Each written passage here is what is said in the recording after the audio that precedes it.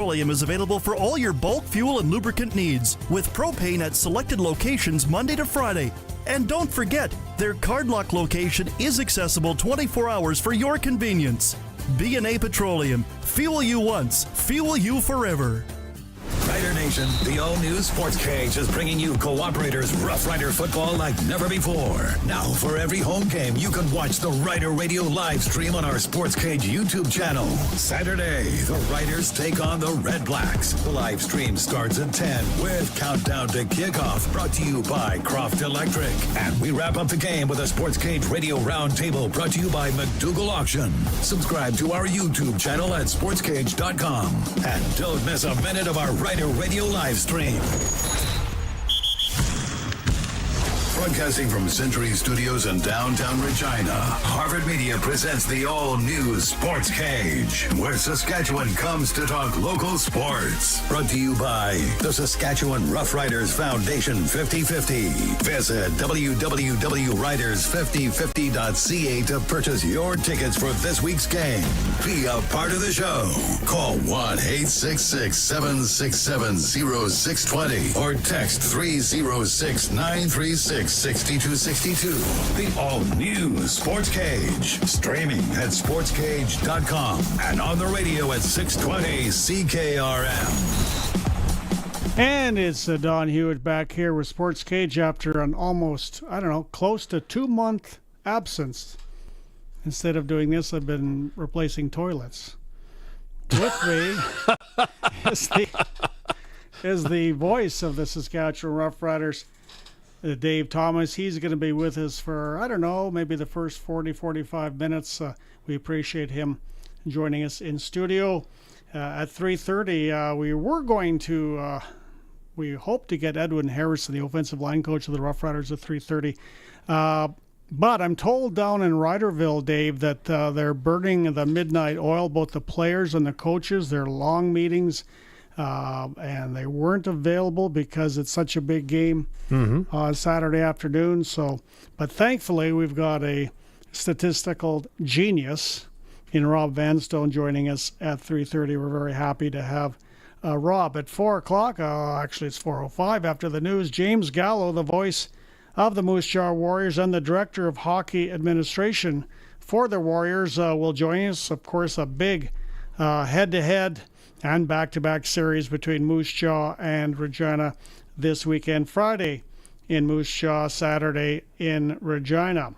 At 4:30, the voice of the Ottawa Red Blacks for TSN Radio in Ottawa, AJ Jakubek, will join us. Did you meet AJ, Dave, when you were in Ottawa? Yeah, actually, I had a chance to see him in Ottawa, and it was a nice reunion because I'd actually spotted him, and we'd met each other when he was in Edmonton a number of years ago. So, yeah, that was a great catch-up with AJ. And that was with the Oil Kings, right? Yes, it was, yep. And prior to that, he was the voice of the Melfort Mustangs. Mm-hmm. We'll ask him if he was in tune with Melfort. They lost the final game for the Centennial Cup 1-0. So ouch. I'm sure AJ was disappointed at that. Well, we're going to stay in Ottawa at about 5:05 because Claire Hanna will join us from TSN. So we've got TSN Radio represented in Ottawa. We've got TSN Television represented in Ottawa. But we will not be going to the House of Commons. No. We'll just stay away from that's a good point. that topic. That's for other radio people to Speaking talk of about. toilets. No, sorry, just kidding. Kidding. I'll leave now. Okay, and then at 5:30, the CFL analytics guru, Keith Willoughby. He's always interesting. We were going to have Jason Mannity from getfishing.ca, Jason Mannity, I should say, join us after Keith, but life happens, different things occurred. We'll have Jason Mannity back on Sportscage probably on Tuesday. So, without further ado, it's hard to believe, Dave, but only 4 games left in the Rough Rider regular season. I remember talking to you not too long ago. You had a little jittery about the first preseason game. Now you've only got 4 games left in the regular season, and I think you're going to have a playoff game, at least 1, 2. It's looking like it. Let's hope so.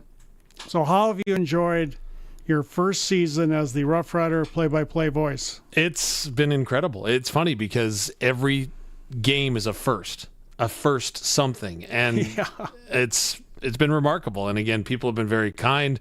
It was funny. I was stopped on my way into McMahon Stadium. I'm like, who's stopping me? Like, oh, sure, I'll definitely say hi. I'd love to say hi.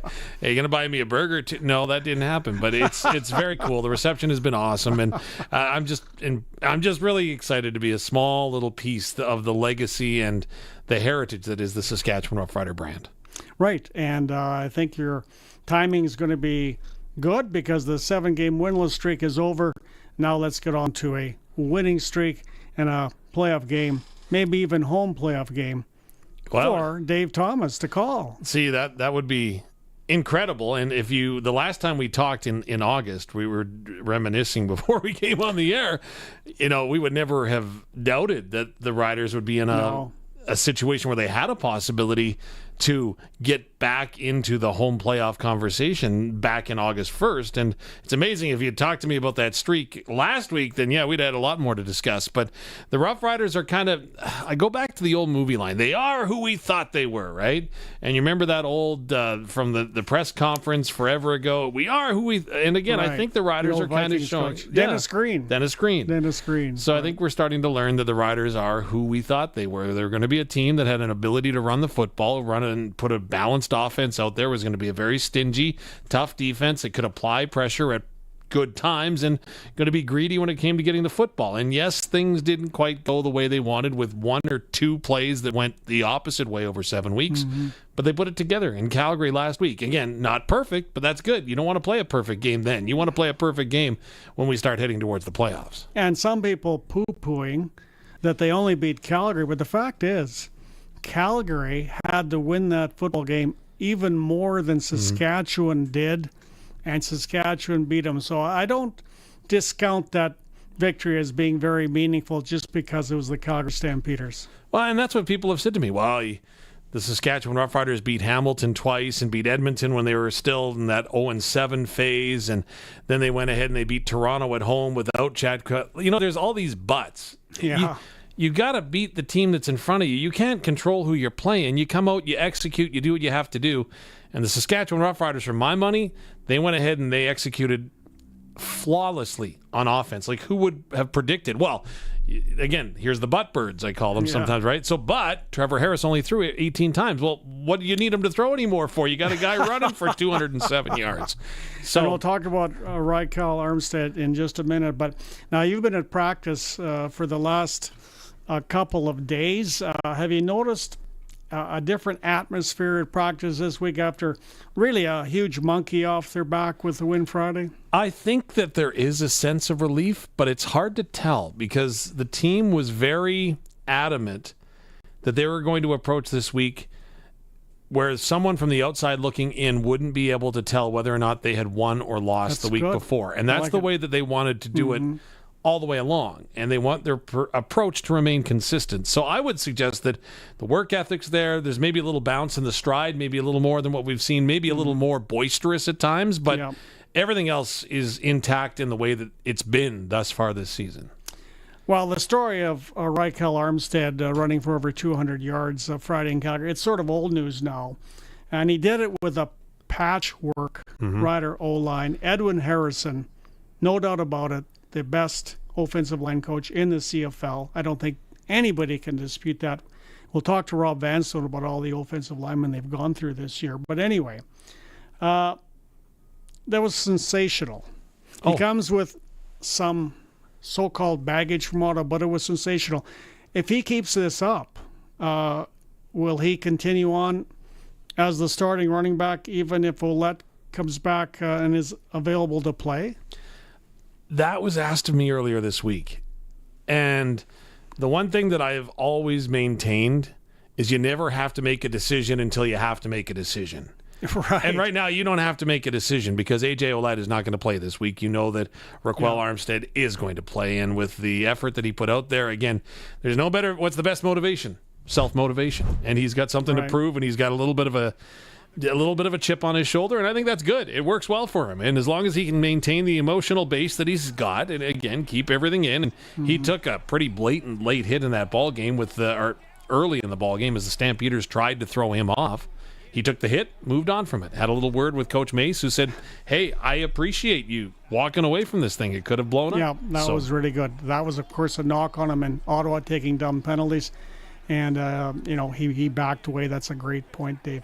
Now, as far as who's on the field and who's not, at practice today, I know CJ Rivas not there, Brian Cox not there, Anthony Lanier is there, Jacob Brammer is there to go over the folks that are practicing and not practicing so far this week in Riderville. Well, for the guys that are, again, Jacob Brammer, remember he was injured. He was one of the replacement right tackles at one point this season. He was injured in practice. Yeah. He's been out for over 6 weeks. He's been back. They've slotted him into the right guard spot, so he looks pretty good. And so that's where Jones was playing? That's where Nick Jones was playing. So okay. I would anticipate you see him there on Saturday.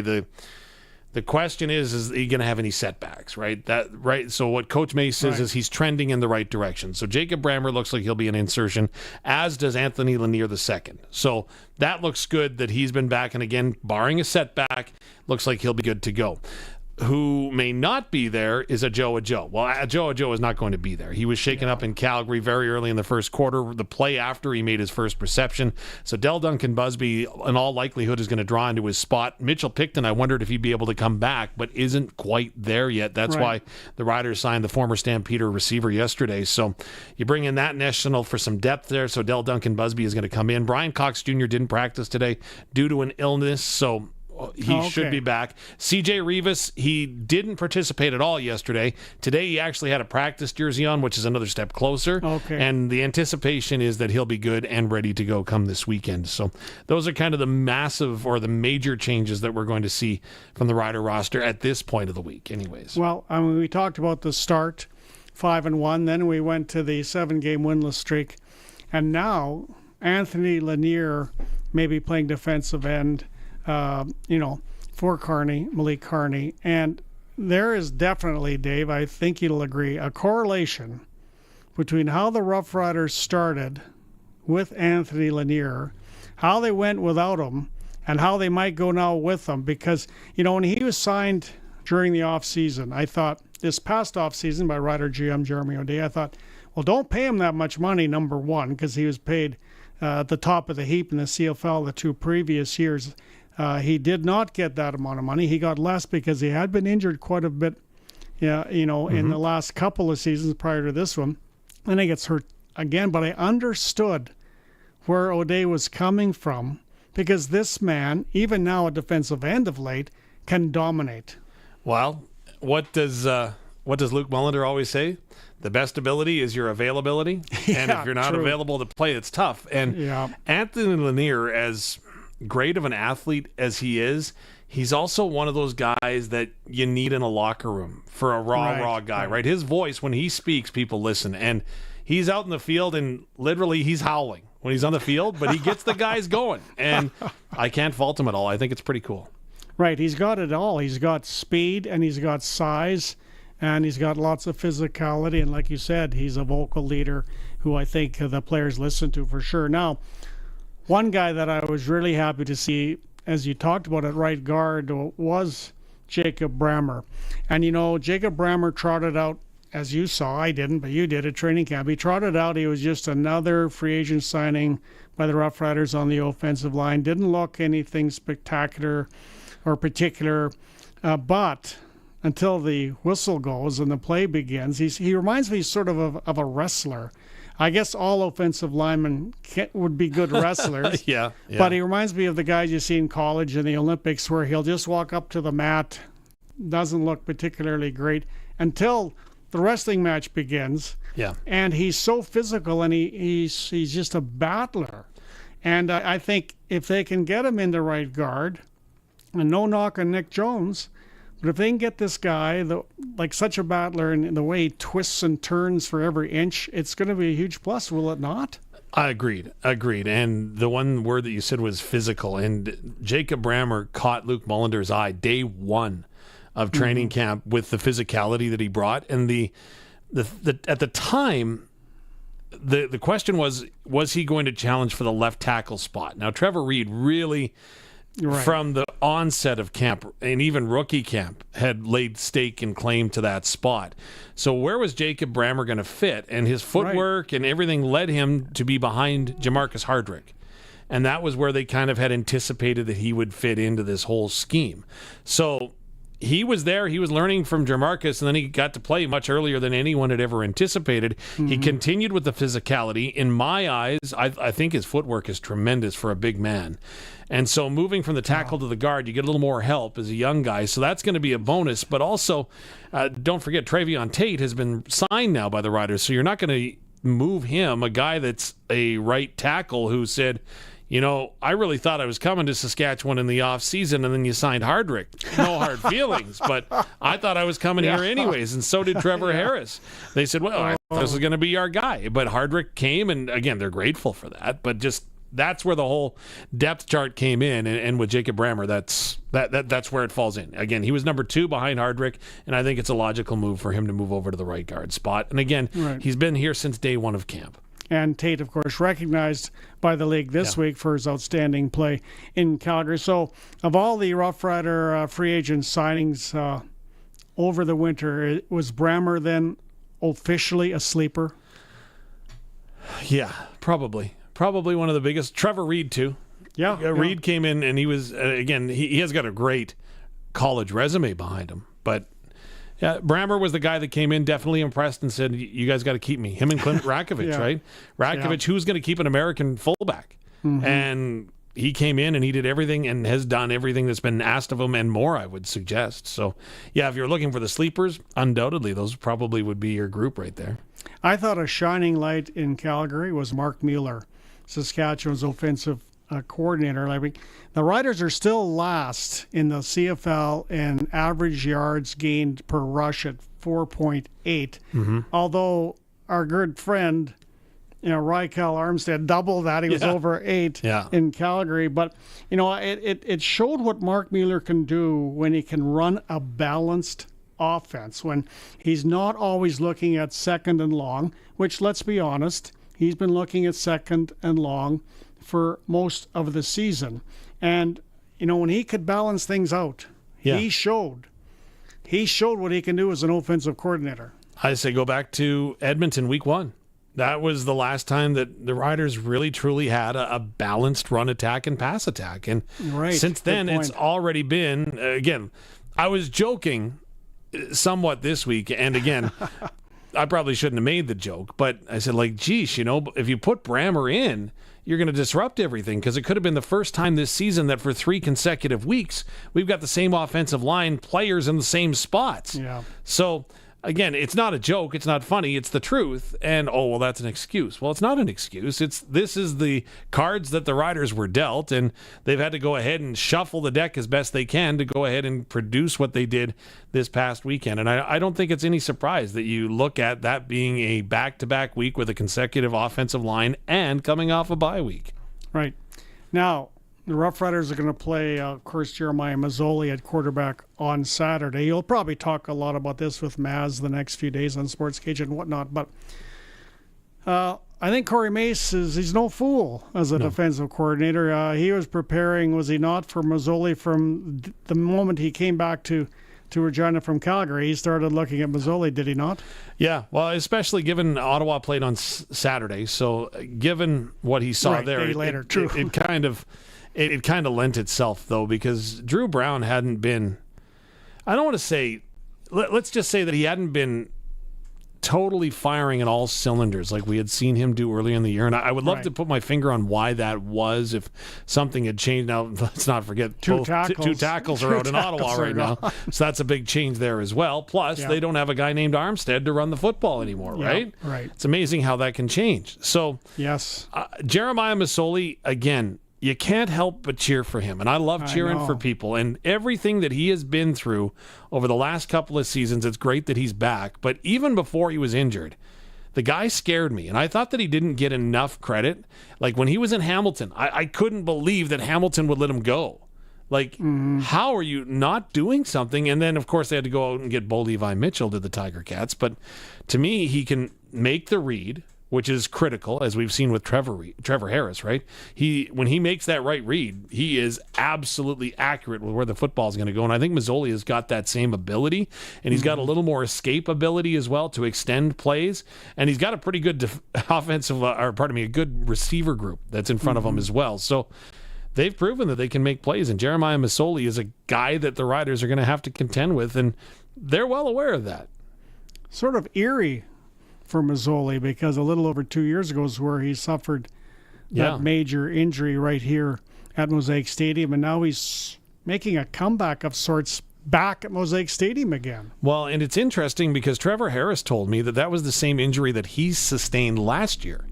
So Jeremiah went through the rehab, and he said that he had even reached out to him and talked to him, and he said, I'm sorry to hear that. And he said he was kind of surprised to hear that he was coming back and going to give it another shot after the Achilles and everything that had happened. So he said that he was equally as devastated as most observers were when Mazzoli went down with the Achilles injury last year after making the comeback from the leg. So there's going to be a lot of emotion in this one for Jeremiah Mazzoli coming back to Mosaic Stadium for the first time since that incident. And like I say, he's a competitor.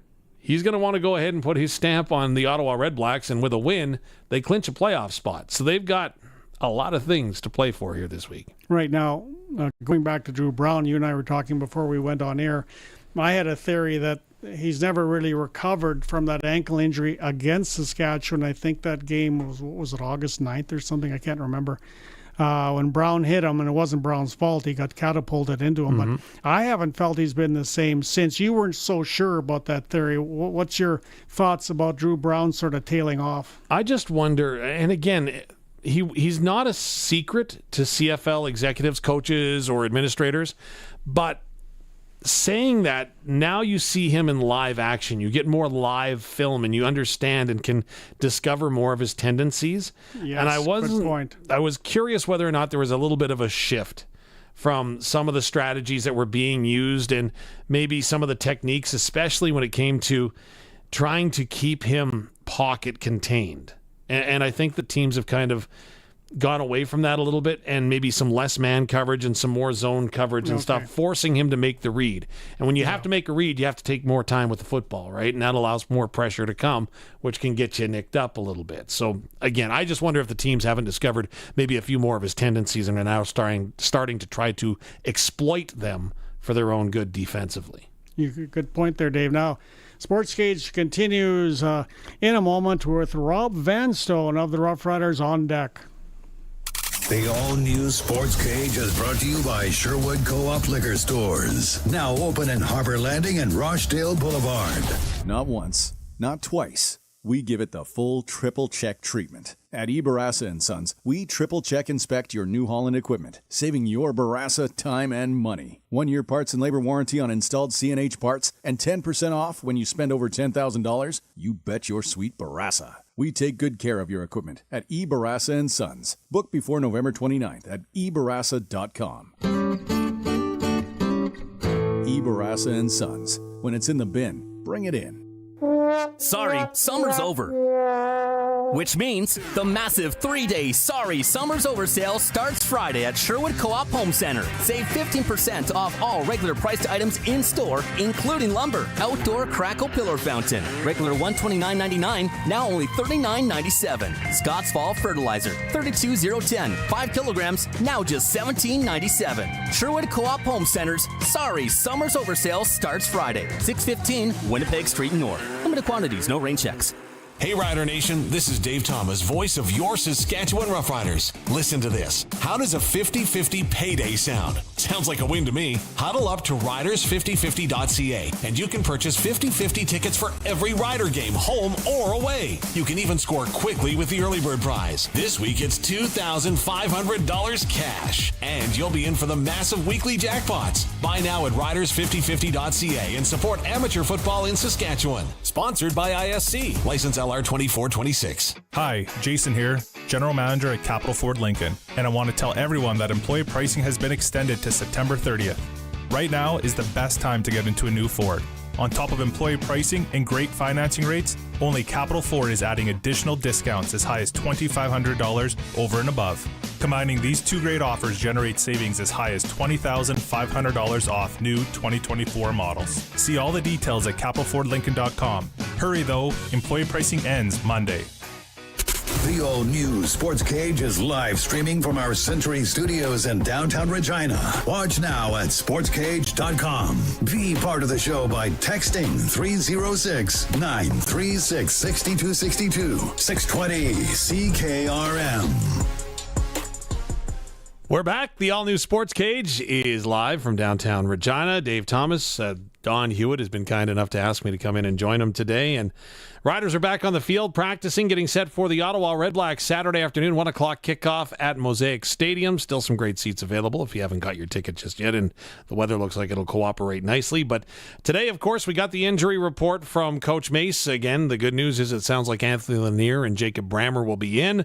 The bad news, it doesn't sound like Ajoa is going to be available, while we've got question marks beside Brian Cox Jr., who was sick today. But Coach Mace today wanted to talk a little bit. We were talking about Jeremiah Masoli, talked about what his defense needs to do to go ahead and be effective against Ottawa, and gave you an update on his receiving core without Ajoa. I have the conversation with him now. Coach, we talked about your running game at length after the last game in Calgary, but post-game you also mentioned that you need to clean up some things on defense. What do you want to see taken care of so that you don't give up the points that you did in the second half last week going into this week against Ottawa? Just looking at details of understanding situational football, I think will help us certainly. You can get one call, but it might mean something different depending on the situation, right? So guys just pressing to grow their knowledge of not only the playbook but the game as well. And as we spoke to, with a guy like Jeremiah back there, seeing a lot of football, we got to be able to play a little game with him, so to speak, just to make sure that we're making it difficult on him from, those situations where, it's not a bunch of pressure or anything like that we got to take care of from the back end to the front. So, again, fine-tuning those details, and it's just man time, putting in the extra hours, watching film, not only in the building, but, when they go home at night, they're all staying in the same location. Let's get together. Let's jump on this iPad and let's talk ball. So these guys do that very well. Coach, how would you assess the physicality of your receiver group? Oh, I thought it was incredible. I think everybody will always see, like Shafe's touchdown. He goes up, makes a tough catch, survives contact, and, strolls into the end zone.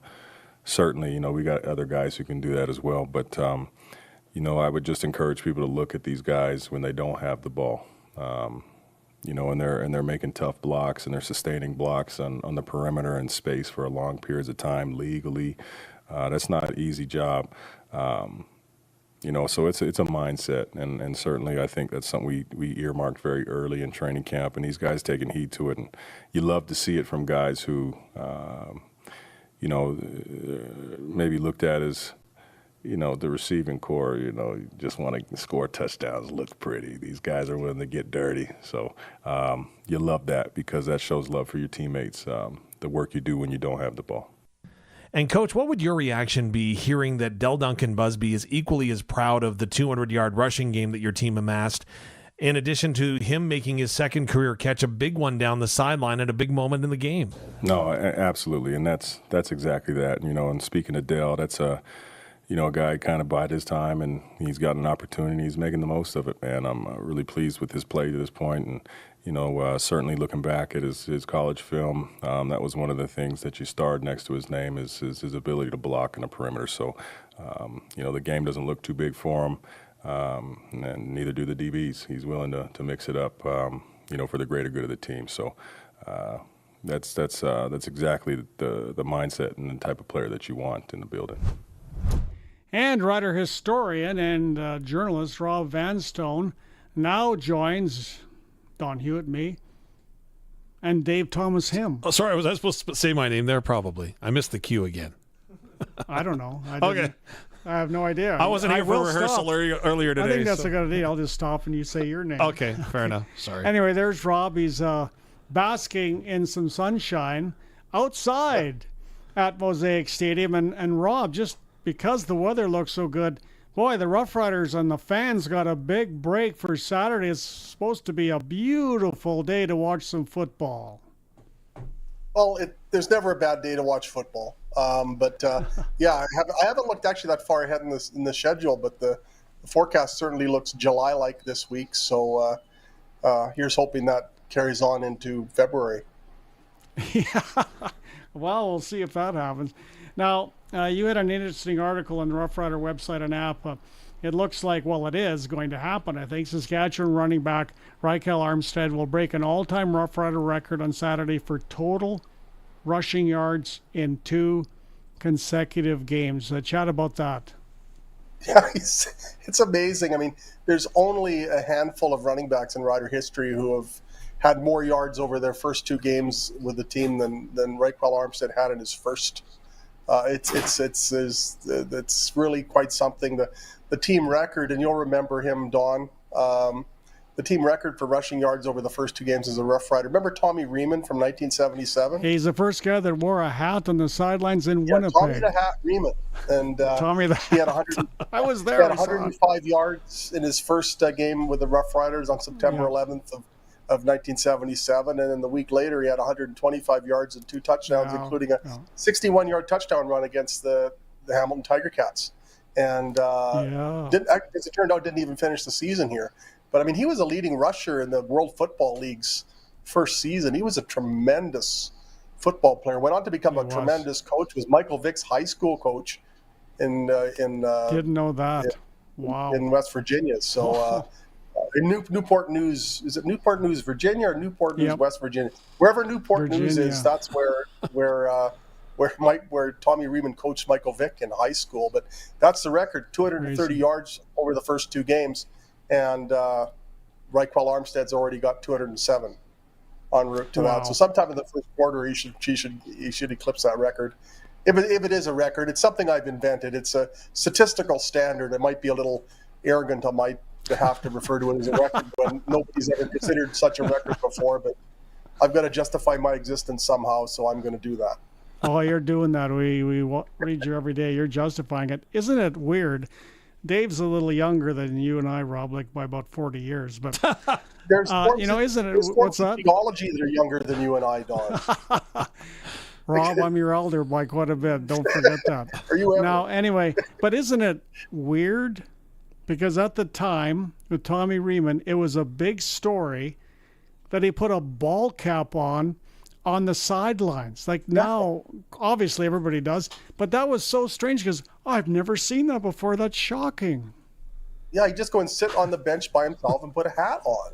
And hats off to him when he gets to the first couple of games. I mean, you look at it back then, and you look in the stands, and nobody, or very, very few people, even wore green.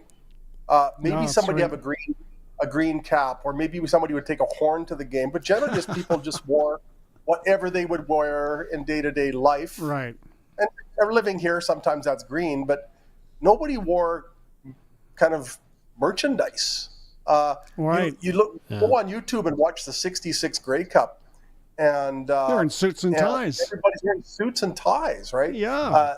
It's really so. It was unusual even for a player to wear something like that. Now, nobody ever talked about branding back then, right? And but that began to change. It started to change a few years beyond Tommy Riemann. With Rider Pride Day in '79, and then the pom-poms and everything in the early '80s. We lost Sean Quinlan, who was the Rough Riders director of marketing from '79 to '82, and Sean was a great guy, and he was kind of at the forefront of a lot of the things that we see today, and even Very the much. branding of the Saskatchewan Rough Riders. The hat wouldn't have been that much of a novelty during the Sean Quinlan years, only a few years later, but in '77, no, it was a different time. So I just wanted to pass on our condolences to Sean's family, Sean Quinlan. He was magnificent in marketing for the Rough Riders. And I remember Ron Lancaster got mad after a loss once when he was coaching in '79 and '80. Nobody would show up to the TV station when I worked at CTV. Nobody would come because they were having a 2-14 season. And Sean Quinlan had to come out to the TV station and talk about the team for about 25 minutes from a marketing perspective. Well, I feel completely underqualified right now, especially when it comes to talk fashion. But that being said, I do want to press your qualifications when it comes back to Friday night's game, because you've seen some of the greatest to ever do it in green and white jerseys. At what point did you know that that game that Armstead was having was special, in the fact that, my gosh, this guy is going to do something really, really special and really something that we don't see very often around here? You know, it's before halftime and he's already pushing 100 yards. And you don't see that happen very often, period. And then you start thinking, well, this is his first game. And not only that, he'd only arrived earlier in the week. So you start adding all that up and it just gets interesting. And, you know, Anthony Allen had the previous one-game standard, the Rough Riders' opening game of the 2014 season against Hamilton, and Anthony Allen rushed for 158 yards. And so, I mean, he blew that away by 49. I mean, he pretty much Gretzky'd that Rider record. And and then on top of that, when you look at, you know, how the overall impact he had on the offense back when Anthony Allen had his big game and some big games, Rider fans were accustomed to the ground game being a factor. We'd had Corey Sheets here for the previous 2 years, and before that it was the Wes Cates years, and before that it was Kenton Keith. And so we'd had this succession of tremendous running backs and an impactful running game. And whereas the Riders, in 1 week, the Rough Riders went from 9th to 6th in the league in rushing yards on the back of Reichwell Armstead. Wow. So let's see if we can put this in second after this weekend. So if you look at that performance from Armstead, what I thought was pretty interesting was the fact that he was very humble after the fact, didn't want to talk about himself or anything that had happened in the past, wanted to stay present and in the now. And in hearing those comments, that brought back memories from a couple of the running backs that you mentioned, in Corey Sheets, I thought, and the other one was way back with Mike Saunders, when he would just kind of go out, do his thing, and if you need me to block, I'm here to block. If you want me to catch the ball, I'll catch the ball. Does he have, again, it's only a one-game sample size, but is there any parallels that you can see between Armstead's game and some of the others in Rider lore? It's interesting because he seems like a bit of a hybrid. Like he can be a punishing runner, and I mean, we saw that, and Calgary certainly had to experience the brunt of that on Friday night. So you see that and those bruising runs, and you know, you think he's got that element to his game, but the quickness and the footwork, he's got that, and then great feet, fabulous feet, great feet, and the vision and the anticipation and the elusiveness and the speed, and it's like usually you can look at a player and think, okay, maybe he could be an inch or two taller or bigger or faster. Maybe there's some attribute that a game that is missing. You know, when you pick up a player from another team, there's usually something there that will make you think, okay, maybe he runs the 40 in, you know, sports writer minutes or something. But there's nothing missing from his game. And he's also a tremendous receiver. This is someone who's only 2 touchdowns in the National Football on receptions. So wait until he gets more comfortable with the system beyond being a running back. I think he's going to be a real weapon in the passing game as well. He showed that in Ottawa. So we're getting teased with this sort of late in the season, not unlike Mike Saunders, who showed up toward the tail end of the 1992 season. And in his first game, he made his impact despite lining up as a running back. As a receiver, he gained 214 yards through the air on 8 catches against BC late October of 92. And that's the only debut as a Rough Rider for a running back that I can think of that compares to Armstead, but totally different way of going about gaining yards in that first game. I'm just wondering, as I look at this entire season, Rob, how many offensive linemen have dressed for Saskatchewan in 2024? It depends how you define offensive lineman, because that can also envelop defensive linemen the way this season's gone. But you know, 12 have started, 13 have dressed. Braden Knoll has been the 6th offensive lineman for the past 2 games. But there have been games where having a sixth offensive lineman hasn't been sufficient. So Miles Brown has had to play a little bit of offensive line, and Micah Johnson most notably, where he had to play for a quarter and a half at right guard. And his first play, he just blew somebody away, and Frankie Hickson went behind him for a nice game. That Micah Johnson game, as impressive as it was, kind of defines what the Rough Riders offensive line has gone through. Yet the Rough Riders are tied for third in the CFL in fewest sacks, and we've seen what that offensive line is currently configured can do for the running game. So that's a remarkable part. Even that they're Jeremy O'Day and Kyle Carson and Paul Jones are actually. How do you find people at this stage of the season? I mean, that's the thing. People are pretty much kept their guys. There's no offensive lineman sitting around with amazing pedigrees who you can just go and get. And so they've been able to find players such as Nick Jones, for example, who had such a tremendous game at right guard. Jacob Brammer was a great training camp find, etc. Noah Zare was signed during the offseason. He's just finished his first 2 CFL starts at left guard. They've gone through, 2.5 sets of offensive linemen so far. And that's a testament to Edward Harrison. And if there was a CFL assistant coach of the year award, I think they wouldn't wait to until Grey Cup week to present it to him. You just might as well just do it now. I agree. And I said this earlier to Dave. There's been some really solid Rough Rider offensive linemen over the years, Rob, but the one that really sticks out to me was Bob Wiley in 2009. You could just see the improvement on the offensive line at training camp with Bob Wiley as their coach. He's legendary in the NFL and CFL. And I honestly think, and not disparaging anybody else that's coached offensive line, but I think Edwin Harrison is the best offensive lineman the Saskatchewan Roughriders have had since Bob Wiley. What do you think of that comment? I mean, look at the results.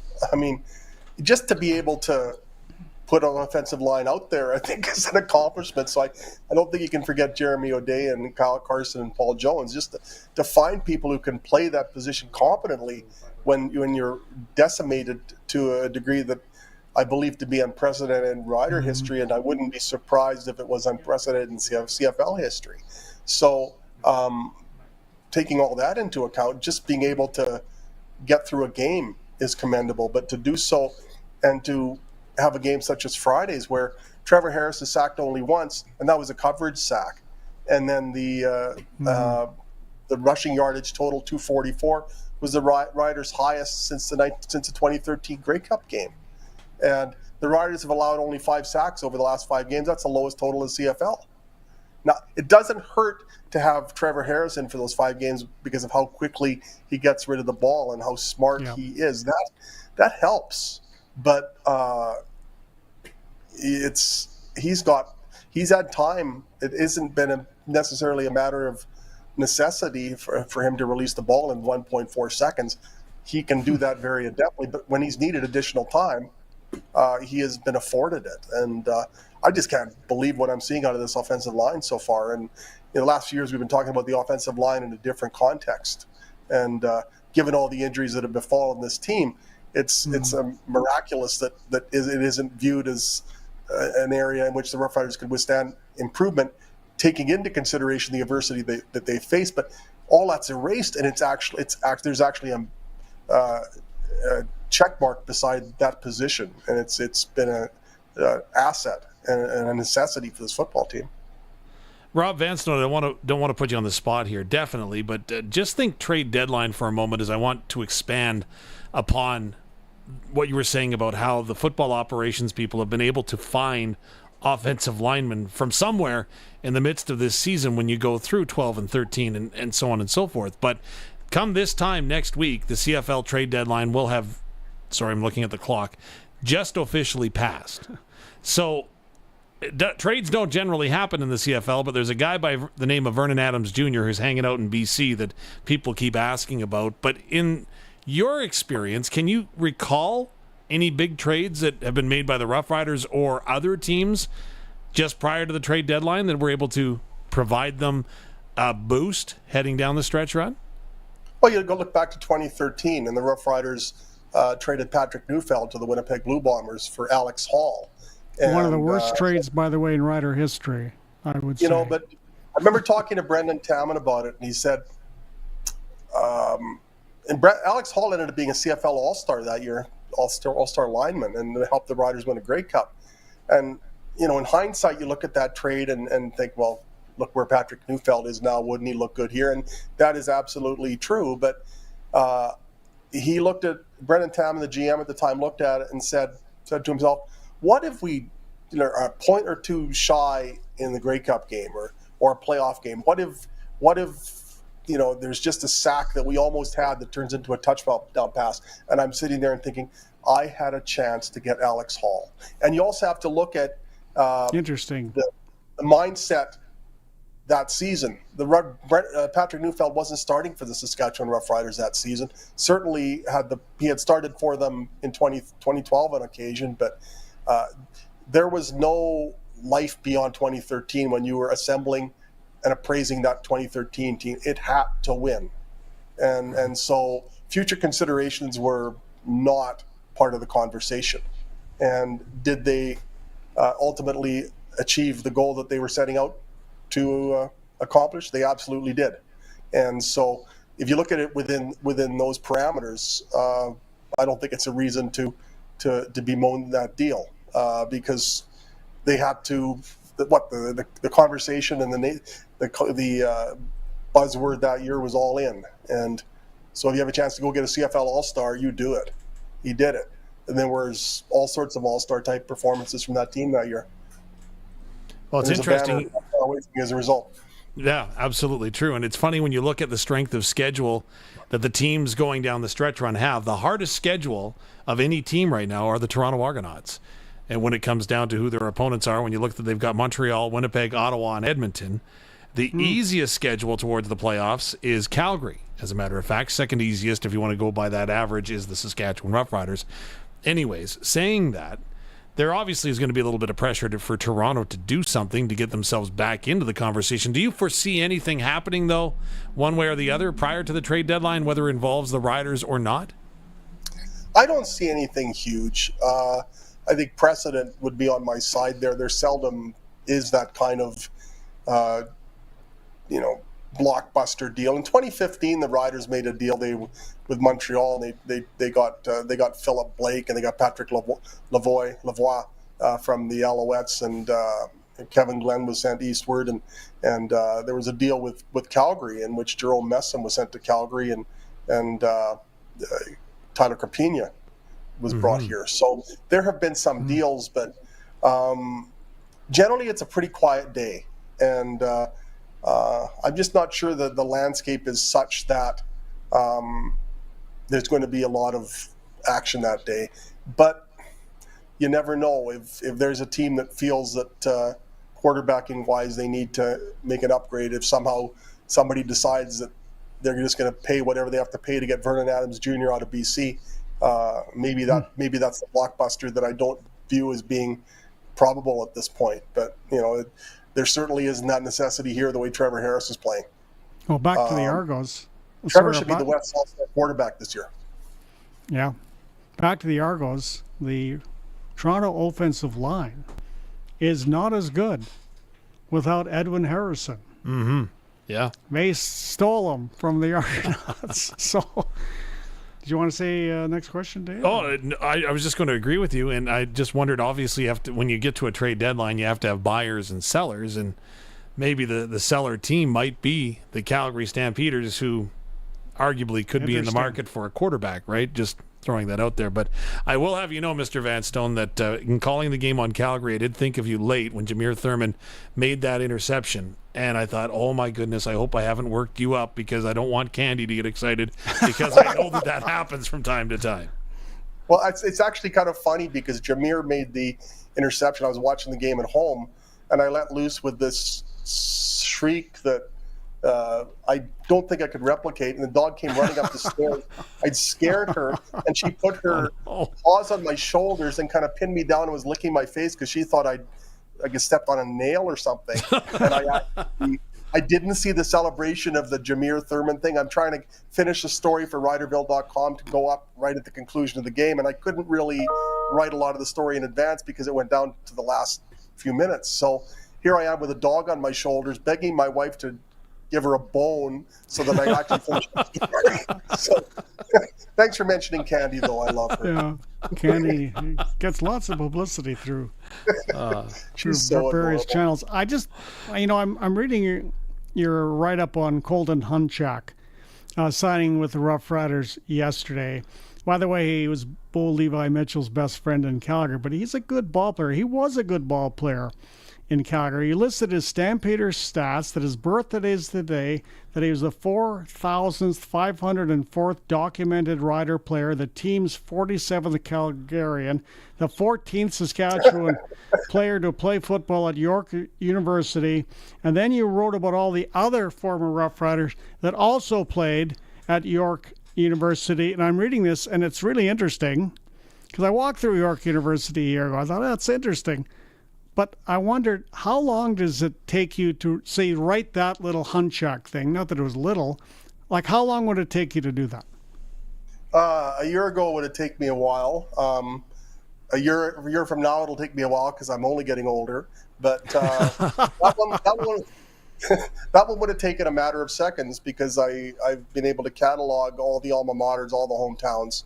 So you can pretty much name a university or a hometown in Canada, the United States, or even the world, and I've now got it on my laptop. And once it's on the MacBook, I'm fine. If I have to rely on my memory, it's a little shaky. So that's been kind of fun, cataloging this all-time Rider playoff list, players list, and now I can just go to the hometowns folder, the alma mater folders, and wow. Robert Javier.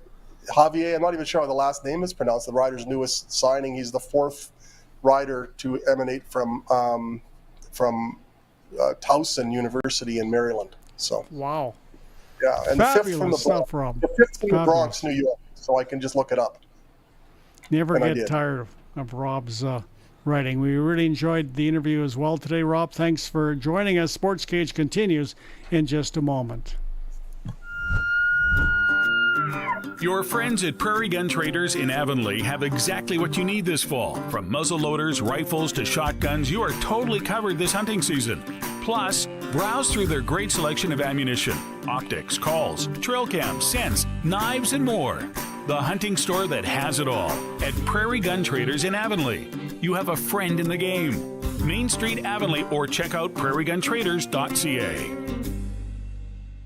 I just read that minimizing book. Get rid of everything. Minimize your life. That's not exactly what this is about. Step aside. Hi all. Clarence here for the Rusty Shovel. Or Clarence from Clearance, whatever you want. The Rusty Shovel has a ton of inventory hanging around, and they want to make a deal with you and your projects you have going on. Head to therustyshovel.ca, submit what you need, and they'll match you up with the supplies at a discount. Therustyshovel.ca. Great projects start at the shovel. Get the farm equipment you need at upcoming Ritchie Brothers farm sales this fall. Ritchie Brothers is hosting close to 20 farm auctions between October 9th and December 12th. For the latest auction schedule, visit rbauction.com. Choose from hundreds of farm equipment items, including combines, tractors, trucks, headers, trailers, farmland, and much more. Register for free, then bid online at rbauction.com. The largest selection of pre-owned trucks and SUVs is at Capital GMC. The GM Certified Truck Sale is on right now. Over 170 pre-owned trucks and SUVs, GMC, Chevy, Fords, Rams, Toyotas, gas and diesel, available at the lowest prices. And all GM certified vehicles come with roadside assistance and a 150-plus point inspection. The massive GM certified truck and SUV sale at Capital GMC on the corner of Rochdale and Pasqua in Regina. CapitalGMC.ca. Hey, Rider Nation, this is Dave Thomas, voice of your Saskatchewan Roughriders. Listen to this. How does a 50-day sound? Me, Huddle Riders 50.ca, and you can purchase 50/50 tickets for every Rider game, home or away. You can even score quickly with the early bird prize. This week it's $2,500 cash, and you'll be in for the massive weekly jackpots. Buy now at riders5050.ca and support amateur football in Saskatchewan. Sponsored by ISC. License LR 2426. Control of your debt following unexpected car troubles, home repairs, an illness, or a divorce? You're not alone. Life happens. My name is Jasmine Brown. I'm a licensed insolvency trustee at BDO here in Regina, and I'm here to listen to your story. Every day, I craft personalized debt relief solutions to help people like you regain control. Take the first step now. Call 1-833-BDO-TALK or visit bdodebt.ca to book your free consultation. With over 380 conveniently located card lock locations, Co-op offers the largest card lock network in Western Canada. Count on us to keep you fueled 24/7, right from Vancouver Island, British Columbia, through to Thunder Bay, Ontario, and all points in between. It's 4 o'clock. Good afternoon. It's mostly sunny and it's 32 degrees in Regina. I'm Corey Atkinson from the Harvard Media News Center with 620 CKRM News for Sherwood Co-op Liquor Store, now open in Harbour Landing and on Rochdale Boulevard, and by Mercedes-Benz Regina, for those who can. Mercedes-Benz-Regina.ca. Federal MPs voted down a non-confidence motion against the Liberal government as expected today by a vote of 211 to 120. Conservative leader Pierre Poilievre put forward the motion but failed to get support from the Bloc Québécois or the NDP. However, this isn't the final test for the Liberals, as the Tories have said that they intend to table another non-confidence motion as early as tomorrow. A 39-year-old man has been charged with second-degree murder in a suspicious death on the Okonese First Nation. RCMP say officers were called early Tuesday for a report of an injured person and found 32-year-old Amanda Keewatin from Pipikasis Cree Nation, who was pronounced dead at the scene. Police say the 39-year-old suspect is from the Okonese First Nation. RCMP say he was scheduled to appear in Regina Provincial Court today. Fort Capel RCMP received a report of a robbery at a Balcarres business on Monday. 2 women allegedly assaulted an employee with a golf club before stealing liquor and fleeing in a vehicle. Officers located the suspects nearby and arrested them after they attempted to evade police. The victims' injuries were not life-threatening. A 19-year-old woman and a 38-year-old woman face multiple charges, including robbery and fleeing police. One of the suspects also faces impaired driving charges. Both are scheduled to appear in court on Thursday. A semi hauling a livestock trailer rolled over southeast of Mydale on Saturday, resulting in injuries to the driver and the death of 22 cattle. The Estevan RCMP and other emergency crews received a report of the incident at about 8 a.m. that day. Officers immediately responded, and according to a news release from the Saskatchewan RCMP sent to Sask today late this morning, the driver of the semi was taken to hospital with injuries described as non-life-threatening. The RCMP said 22 of the 100 cattle died as a result of the incident. Local ranchers assisted with herding the surviving cattle, who were transported to safety. The RCMP says an investigation is ongoing. Meta has unveiled updates to its virtual reality headset and Ray-Ban smart glasses. It's called Orion, and the first thing to know is that these augmented reality glasses are just prototypes. They're not on sale, and Meta hasn't announced a price or a release date. These chunky frames use tiny projectors and lenses made of silicon carbide to superimpose digital content on top of the real world. Everything from apps to web pages, video calls, even 3D holograms. Mike Dubusky, ABC News. That's your 620 CKRM News. Read more stories from around your community and around the province at sasktoday.ca and 620ckrm.com. Your weather is next. Sorry, summer's over.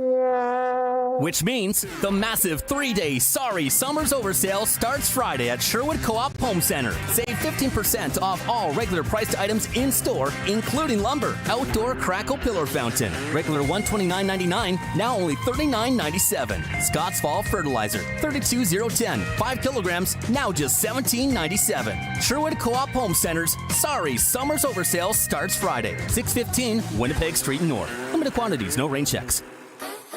Style, performance. Upgrade your daily driver to the new 2023 Mercedes-Benz GLB 250. This SUV packs a punch with features that make a normal drive exhilarating. The ultimate in automotive luxury can be yours for $419 bi-weekly. The friendly and knowledgeable staff at Mercedes-Benz Regina will help you find the exact model you want. Take a test drive and feel the difference. Stop by for an award-winning experience at Mercedes-Benz Regina, recipient of the Star Dealer Award. And now it's time for your 620 CKRM Precision Weather Forecast for Line-X Regina. Serious protection, killer looks, 1865 McCara Street, and brought to you by Wolf Industries, your truck repair specialists in Granville, servicing all sizes of trucks, SGI accredited. Mostly clear tonight with a low of 15. Tomorrow, sunshine and a high of 25. On Friday, sunshine and a high of 26. And on Saturday, mostly sunny and a high of 24. At this hour in Moose Jaw, it's sunny. Winds are from the southwest at 37, gusting to 50, and it's 35 degrees. Regina is mostly sunny. Winds from the south at 36, gusting to 48, and it's 32. For more local news that matters to you, subscribe to the daily newsletter at sasktoday.ca. Whether Smoky's after you or not, when you're on the road in your big rig, you're in a hurry to get to where you're going, and you need a part shop you can trust. Wolf Industries is the premium choice. They're your family-run truck mechanic shop with a full line of parts for big semis, with certified AC technicians for the hot summer. Stop in at their Grenfell location for all the parts and repairs you need. They're SGI accredited for safety inspections and have 24-hour emergency call-out. Wolf Industries, the best for your truck. 10-4. When you want the best for your truck, you want Line-X. Your truck has withstood the harshest elements Saskatchewan has thrown at it. Rocks, gravel, rain, sleet, and snow, and left with no chips, no rust. Line-X protective coating keeps your truck's bed liners, rocker panels, and bumpers looking like brand new. Don't settle for Brand X. Go with Line-X. It's serious protection. Come see why everybody loves taking their truck to Line-X Regina for their rocker panels, bumpers, and more. Line-X. Make your truck complete. 1865 McCara Street. Broadcasting from Century Studios in downtown Regina, Harvard Media presents the all-new Sports Cage, where Saskatchewan comes to talk local sports. Brought to you by the Saskatchewan Roughriders Foundation 50/50. Visit www.riders5050.ca to purchase your tickets for this week's game. Be a part of the show. Call 1-866-767-0620 or text 306-936-6262. The all-new Sports Cage. Streaming at sportscage.com and on the radio at 620 CKRM. And it's Don Hewitt back with Sports Cage. James Gallo on deck from Moose Jaw. Let's go to Colson Schultz. Do you have anything to give away at all, Colson? Yeah, Don. We are playing Pick the Score today, so our regular listeners know the drill. Text in 306-936-6262 what you think the score is going to be and who's going to win. Include your name and where you're texting from, and I'll put you into our wheel. We'll spin the wheel at the end of the show, and if you win, you get 2 tickets to the next game. That's the 28th against Ottawa here. Mm-hmm. And if your score is the closest, then you'll win a $200 SaskTel gift card. So outstanding. That sounds pretty good. I love that when that wheel spins. All guests on video, including James Gallo, brought to you by the Western Pizza Hotline. It's the pizza that's, well, it's known worldwide for a reason, loaded with toppings of Western Canadian ingredients and always cooked to perfection. James now joins us on the all-new Sports Cage. Of course, the long-time play-by-play voice of the Moose Jaw Warriors. He does a whole pile of things. He's also the Director of Hockey Administration. He does a great pregame show on the big screen at all Warrior games that I enjoyed over the playoffs. Now, James, you are so close to the Warriors, probably darn near as close as you are to your daughters and your wife. Now, watching Moose Jaw, I can't help but, let's talk about it again, win the Western Hockey League Championship last season must have made your summer something special. Did you find over the summer when you're golfing or shopping or whatever you're doing that people in Moose Jaw were just generally in a better mood? Yeah. Well, thanks for having me, Don. It's always great to be on with you. And summer was great. I mean, I spent a lot of time at the baseball diamond with my Moose Jaw Miller Express, and it was awesome. People wanted to talk about the run the whole time. I did bring the Edge Note Cup to the baseball diamond a couple of times, so that was kind of nice. But yeah, you're not wrong. I mean, it spent some time with my family as well. So my daughters and my wife both had some time with the Edge Note Cup. It was great. A championship summer is a short summer, but it's an awesome summer.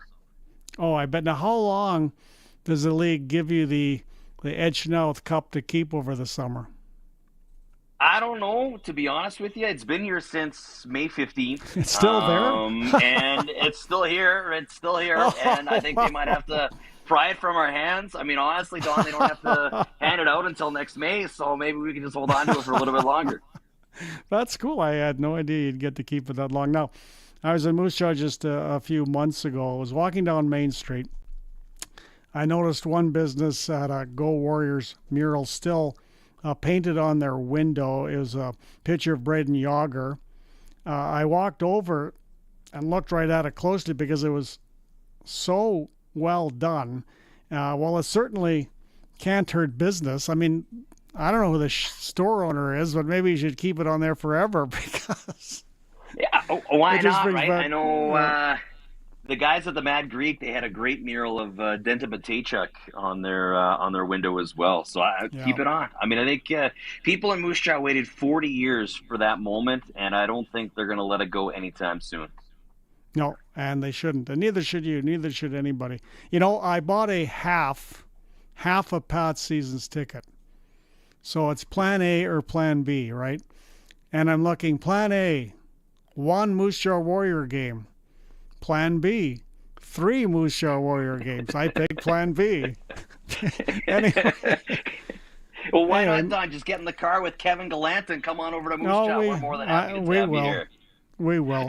As long as we don't line up at one of the, what was it, the A&W drive-through that shut down all the time early.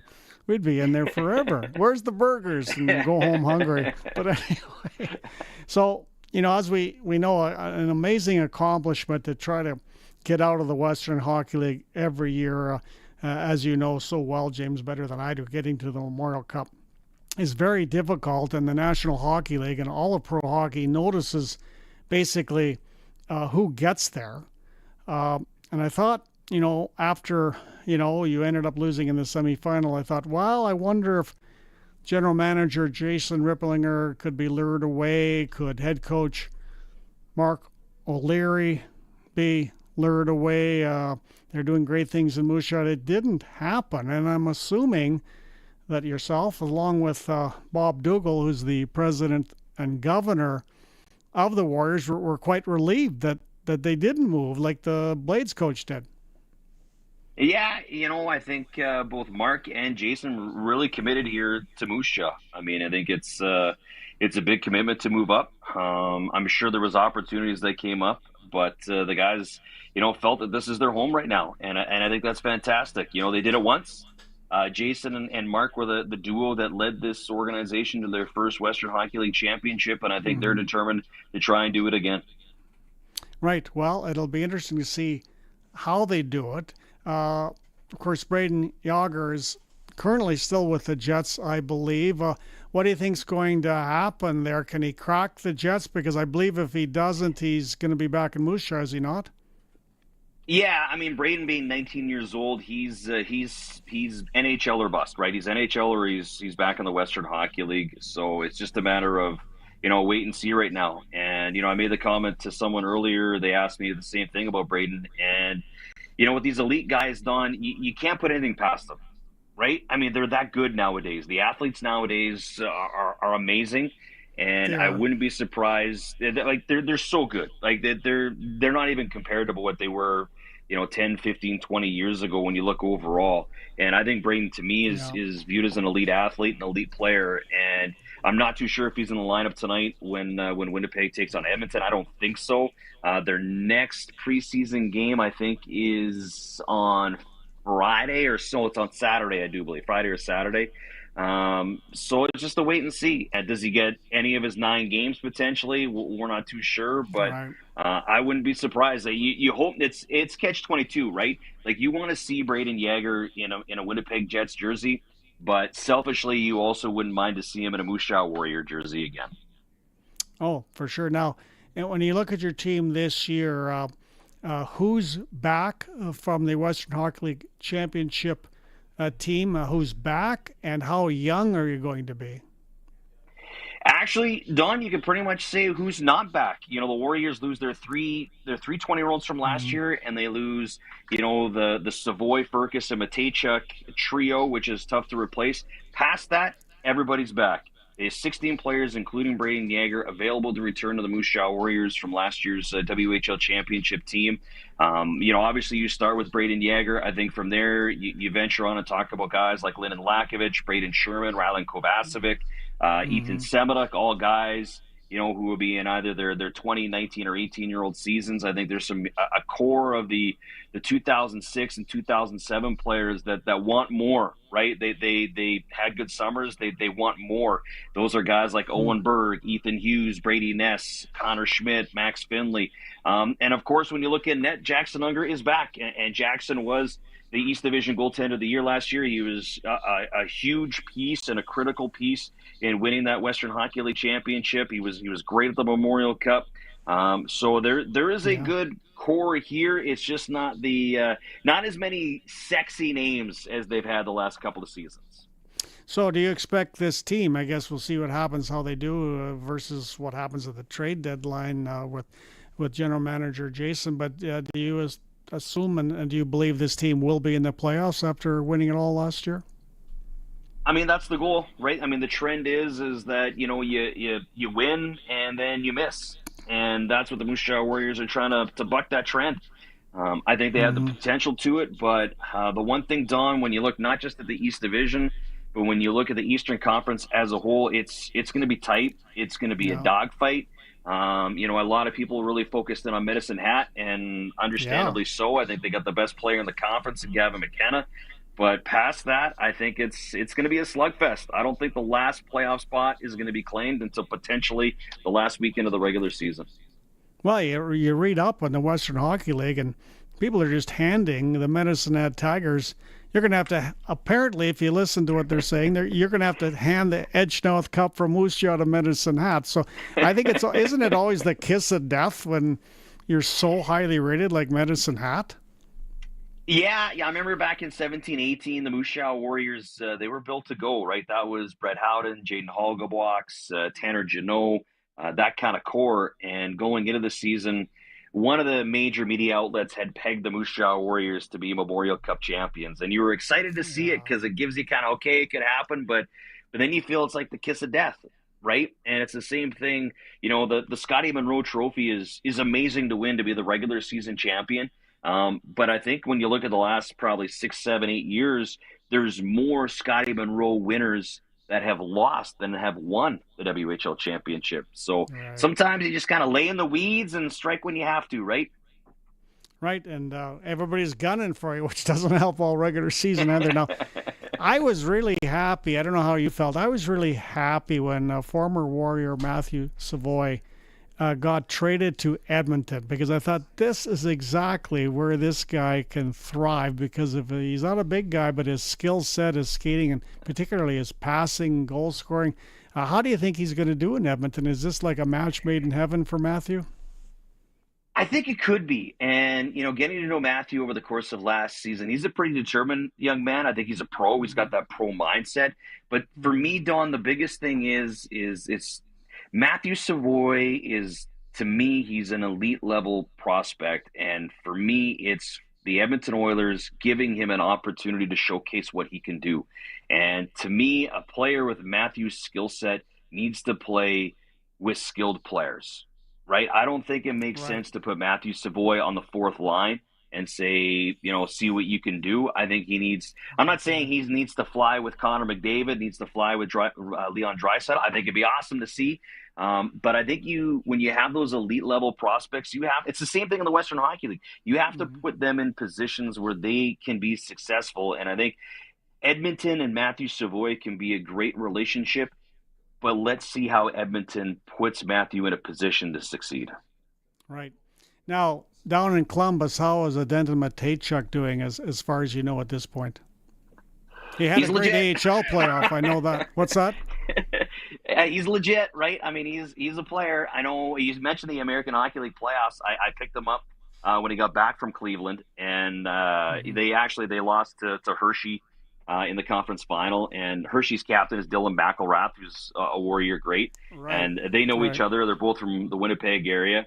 And Denton said that Dylan was joking with him, said, I didn't think you were going to lose another game, because as soon as Denton got in the lineup for the Cleveland Monsters, they won every game except for Game 7. He had a point in every game. But everything that I've seen on Denton Matejchuk says that he has the opportunity to maybe start in the National Hockey League this year. He maybe could be like a guy like Braden Point. I remember when Pointer came in the National Hockey League, they were just saying, they were waiting for a reason to send Braden to the American Hockey League, and he never gave him one.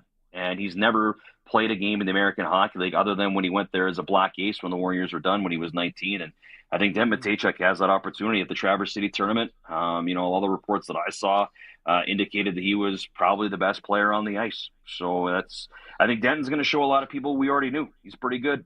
He's a dude. Best way to put it. He's a dude for sure. Now, I don't know if I've ever seen a guy lift a championship trophy in my life that deserved it more because of his character and determination than Denton. What did you think? I mean, I just thought this guy is just such a leader. He's a leader. You said it, Don. That's the best way to put it. I think, Denton has solidified his legacy here in Moose Jaw. And honestly, in my now going on 25 years, I have no problems putting him in my top 5 Warriors of all time. Like, I have no doubts about it. And you want to talk about leadership, in the playoffs, in the second round, they open up the second round with a pretty tough 7-2 loss to the Swift Current Broncos. And we had Denton on our post-game show, and we asked Denton about that, and he was honest. He said this effort was unacceptable, and he said it will not happen again. And he called himself and his teammates out. And the next night in Game 2, they won 7-2. I think he had 5 or 6 points in that hockey game. They went on to win the next 4 games, and of course went on to win the Western Hockey League championship. That game was the only game that the Warriors lost in regulation in 20 playoff games last year. And that was really the turning point in their playoff run, was it not? Do you think rebounding from that horrible Swift Current loss? I think could be considered one of them, right? Yeah. I think that's a great point. And sometimes it was humbled. It humbled them, right? And they needed that. And, the leadership of a guy, they had a very strong and very tight leadership group led, of course, by Denton. And I think Denton was never shy to let his teammates know his feelings privately. And I think that moment after that game, he gave the fans a sense of what he was even more like publicly. And, his comments are one that stick with me because it was just, it was honest. And it was something that they made up for the next night. Well, history, sometimes it's forgotten, sometimes it's remembered. I think the series between Saskatoon and Moose Jaw for the Eastern Championship last year, and I'm an old guy, I've been watching the leagues for a long time. I grew up a block away from the old exhibition stadium. I was like 5 and 6 when I first started going to the Pat games. But I think the Moose Jaw Saskatoon series was the greatest series I have ever seen in the history of Western junior hockey. What do you think of that comment? I was asked when that series was going on, and I just said, okay, wait and see. Like I've been a part of some pretty good series that involve the Moose Jaw Warriors. 2006, the second round against the Calgary Hitmen was one that stood out for me. The series against the Swift Current Broncos in 17-18. But as that series went on, and just how it captivated not just 2 cities, but a province. And I think, honestly, Don, it was nationally too. I know people in the Western Hockey League office that were talking to people at TSN, and they said this series has been unbelievable. And when the series was done, I have no problem saying that in my 24 years, it is the best playoff series that I have ever been a part of. And I know a lot of people would repeat that. And I'm sure our good friend Les Lazaruk in Saskatoon would say the exact same thing. It was truly something amazing. And I think it would take an amazing 7-game series to eclipse that one. You're talking probably all 7 going to overtime with a couple of doubles and triples in there. You're right. Well, I was golfing with some friends in Saskatoon this summer, and they're still ticked off. They're not over it yet. Anyway, well, here's a funny story. Here's a funny story for you, Don, real quick. So speaking of that, so I'm also involved with the Moose Jaw Miller Express, and the Miller Express use the Warrior bus when they go on the road, right? Same bus company. And the Millers played the Saskatoon Berries in the second round of the WCBL playoffs this year. Yeah. And a friend of mine was at that game, and the Berries had a great first season. And in the deciding game 3, Moose Jaw won, and he said there was a lot of Barrie fans that noticed that they took the Warrior bus, and he said they were asking for retribution, and they did not get it. And he was texting me the whole time, and I kind of laughed. Oh, that's good. I think it was a great series, but I know a lot of people were looking forward to it. But yeah, kind of burned them again. Well, have fun with your back-to-back with the Pats Friday and Saturday. Friday in Moose Jaw, of course, Saturday in Regina. I think the Pats should wear green. It's called Green with Envy, that the Moose Jaw Warriors are the defending Western Hockey League champions. Anyway, have a good series there this week. And thanks, James, for joining us. And Sports Cage continues in just a moment. The all-new Sports Cage is brought to you by Bronco Plumbing and Heating, where professional service is guaranteed. They'll treat you right. 781-2090. It's our Ranch Roundup. I'm Ryan Young from 620 CKRM, and we want to recognize our province's loyal ranchers and thank you for all your hard work. 620 CKRM will be visiting 5 local pastures to deliver Tim Hortons to treat all the hardworking ranchers. Ranch Roundup for Class of America, Heartland Livestock Yorkton, Fraser Tolmie, Member of Parliament Moose Jaw Center Lanigan, 620 CKRM. Winter brings tougher driving weather, and that means it's time to winter up those tires on your vehicle. Regina Motor Products has got an offer that will make your ride safer and your wallet happier. Before you hit the snowy open road, get your tires swapped for winter, with rebates as high as $120 off a full set of winter tires. You don't want to wait. Book now and be ready for all that cold stuff. Visit rmpchevrolet.com.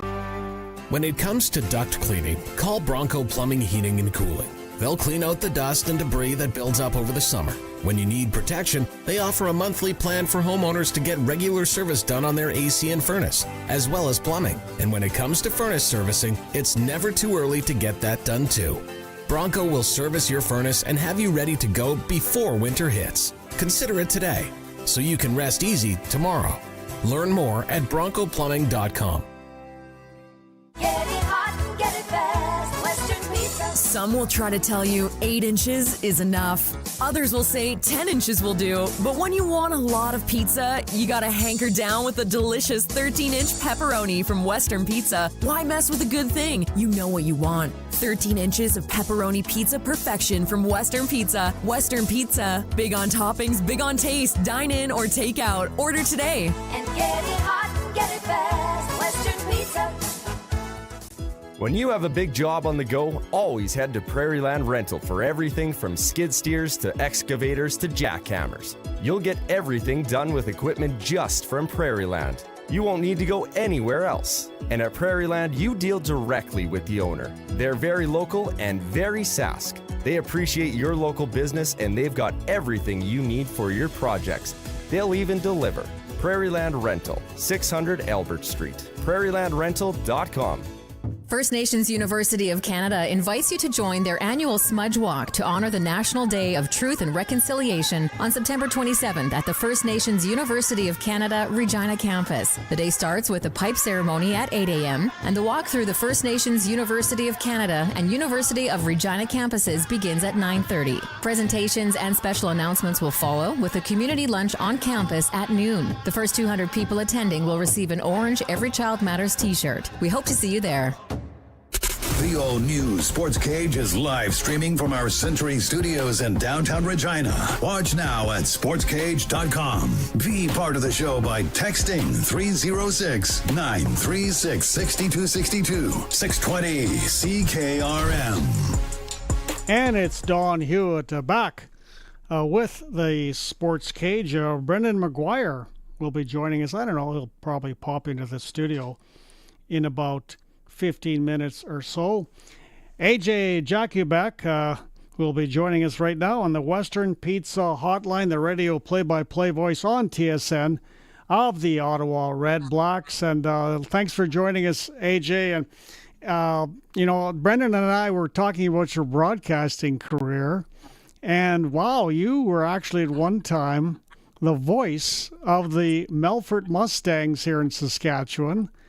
Were you following the Mustangs this year? They went to the final game to win the Centennial Cup and lost to, I think it was Collingwood, Ontario, 1-0. Were you following them at all? A little bit. So I should mention I was color analyst. So I'm from Edmonton. I went to NAIT, right. and basically the fourth semester was a work experience. So I was unpaid. I could have gone anywhere with those 4 months. Could have gone to TSN or whatever it might have been. But I don't know if you know who Jen Jellicoe is, but she worked at CTV in Saskatoon. She's from Beatty, just outside of Melfort. She was a classmate of mine, and she suggested I go to Melfort because I knew I was going to be able to get on the air there. So I worked with Neil Shuchuk and Brian Munns and did everything from curling reports to covering the Prince Albert Raiders to color commentary on. We had 3 different teams. It was Melfort, Nipawin, and Humboldt. So remember, and it was like, and look, I'm from Edmonton, so it's not like I'm not used to cold weather, but I remember it was 97, and that was the coldest winter they'd had in 75 years, and literally every day from January, February, and March was minus 20 or worse. So that was my indoctrination into Saskatchewan, but I loved every minute of it. And then from there, Trail, Kelowna, Edmonton, Ottawa. So good memories for sure. Oh, wow. You sort of ping-ponged back and forth between Edmonton and Ottawa. Tell us about that. Yeah, I mean, I was looking for basically my big break. And in 2003, I got my big break doing Ottawa 67s games and got to ride the bus for 4 years with Brian Kilray, Hockey Hall of Famer, and got to a Memorial Cup in 2005. And in 2007, the Edmonton Oil Kings came back. It was their inaugural season, and I ended up going back for the first 3 seasons before coming back for the last 14 years in Ottawa. So, yeah, I mean, I feel like Edmonton and Ottawa are both hometowns for me now because I've been here for almost 20 years. But, the beauty of that is, like, I feel like from BC, not so much Manitoba, but because I worked in the SJHL and the AJHL and Western Hockey League and the BCHL and now the OHL, I feel like I know the country from coast to coast, maybe not Manitoba as much. I've been to Winnipeg and Brandon, and maybe not the Maritimes as much, but I feel like I know the rest of the country really well. And it's pretty cool to kind of say, okay, whether it's Weyburn, Saskatchewan, or Owen Sound, Ontario, or Fort St. John, BC, or whatever it might be, Brooks, Alberta, I've got a pretty good sense of the country from coast to coast. Oh, that's cool. Now, for people that don't know, Brian Kilray is an absolute junior hockey legend. How long did he coach the 67s? Again, AJ, I can't remember, but you must have learned a lot about hockey sitting in a bus beside Brian Kilray, did you not? Learned a lot about life. Oh, is that right? Yeah, absolutely. I mean, he was one of the driving forces behind the Players Association, going back to when there was a strike in Springfield. I mean, Don Cherry and Killer are very tight to this day because of that time that they spent together in Springfield. Right. So, he played for Eddie Shore. I could sit and listen to his stories, but especially the ones when he played for Eddie Shore in Springfield. I mean, they're just legendary. So, yeah, he coached here from 74, essentially spent 2 years on Long Island. They were grooming him to be Al Arbour's replacement. So he was there for 2 years, 84 to 86. And he said that they thought he was too close to the players at that time. And so they went in a different direction. And Terry Simpson was the one who replaced Al Arbour, came back to junior. And I think there was a sense that he'd do it for a few more years. And He did it right through about 2009. So he's still alive and still very sharp. Attends training camp every year, goes to a lot of games in the area, not just 67s, but scouts a lot of minor hockey games in the area. And it's his 90th birthday this year that he's going to be celebrating in October. Just an absolute legend that was a pleasure to learn from and broadcast their games and interview him. And just a legend of the game for sure. Now let's get to football. Jeremiah Mazzoli starting for Ottawa at quarterback on Saturday. AJ, Drew Brown out with an ankle injury. Now, interesting stories on both. Mazzoli coming back a little over 2 years after his injury woes began in that game against Saskatchewan, I think August of 2 years ago. And then you've got Drew Brown. Is he suffering from the same ankle injury that he hurt against Saskatchewan? Yeah, that is the same injury. And, basically missed a week. Jeremiah Mazzoli started in Calgary.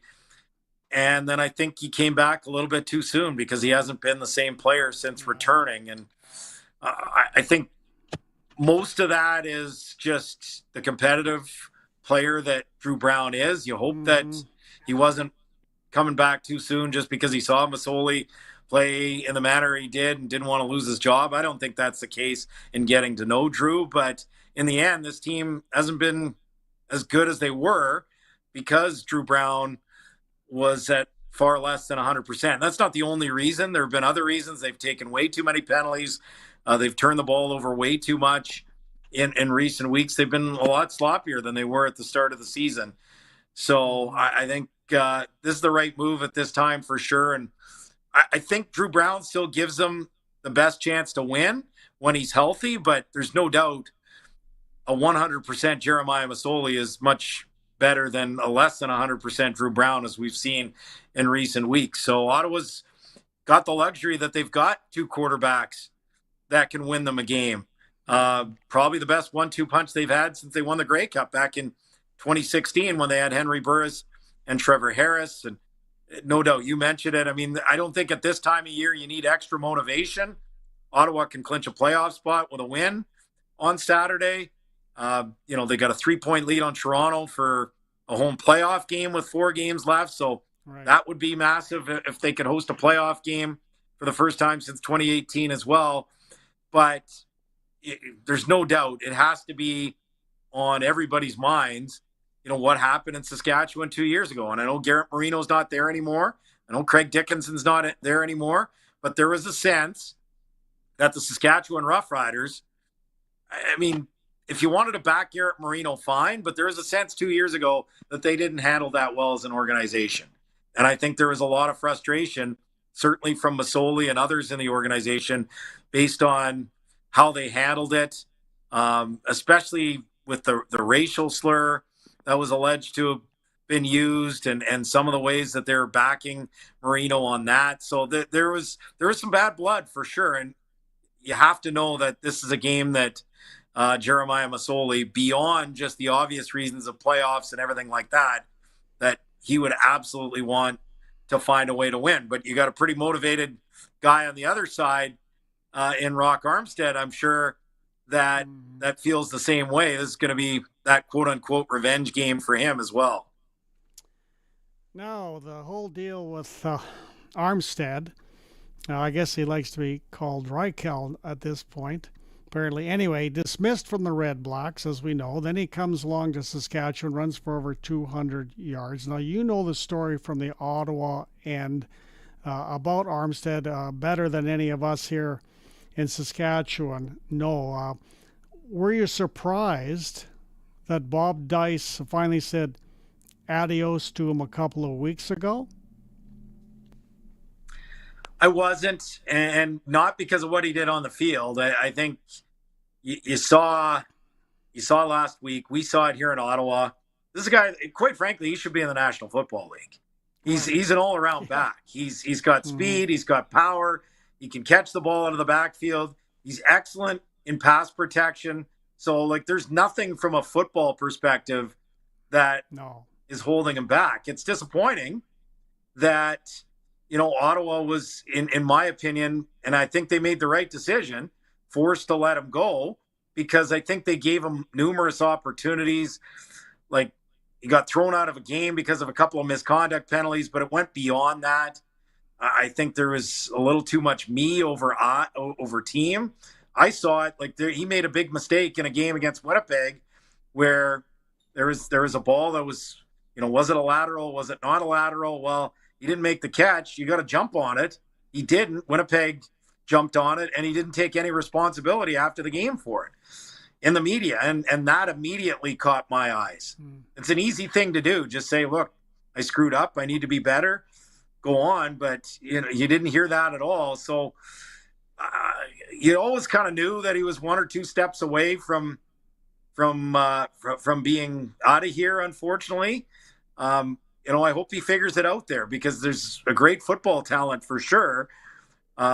There's no doubt Saskatchewan made the right move in picking him up in the short term, because he's a guy for 1 week, 2 weeks, 3 weeks, 5 weeks that you can win some games with. Is this a guy you can win a Grey Cup with? Is it a guy you can win over the course of a full year with? I mean, there's other running backs that have been difficult to deal with. Mike Pringle is most notable if you talk to some of his ex-teammates. But, finally the line had been crossed where, it was visible on the sidelines, the argument between him and Bob Dice. And, I'm led to believe that didn't stop after the game or even the next day. And so I feel like this was something that needed to happen, and we'll see how it plays out. I mean, he's a guy that can absolutely burn you, as we saw last week, because he should be one of the best running backs in the league. Is he going to be the one that prevents that going forward? I think in the end, it's up to him. Well, I think you made the point. There's only 4 games left for Saskatchewan, then possibly a playoff. But it all sort of boils down to, could he last an entire season with the team? Has he learned any lessons? Corey Mace has been forewarned. Will he be ready to thinking about how to deal with them, maybe more than Bob Dice did? I don't know. I guess time will tell. We'll figure out what'll happen there. But it'll be interesting to see him running against the Red Blacks on Saturday. I'm sure both sides will want to do very well and see what happens. Now, AJ, your injury list is catastrophic. I thought, are you pretending you're Saskatchewan? I mean, you've lost, I think, your entire linebacking core, both your offensive tackles. Tell me if I'm wrong about this.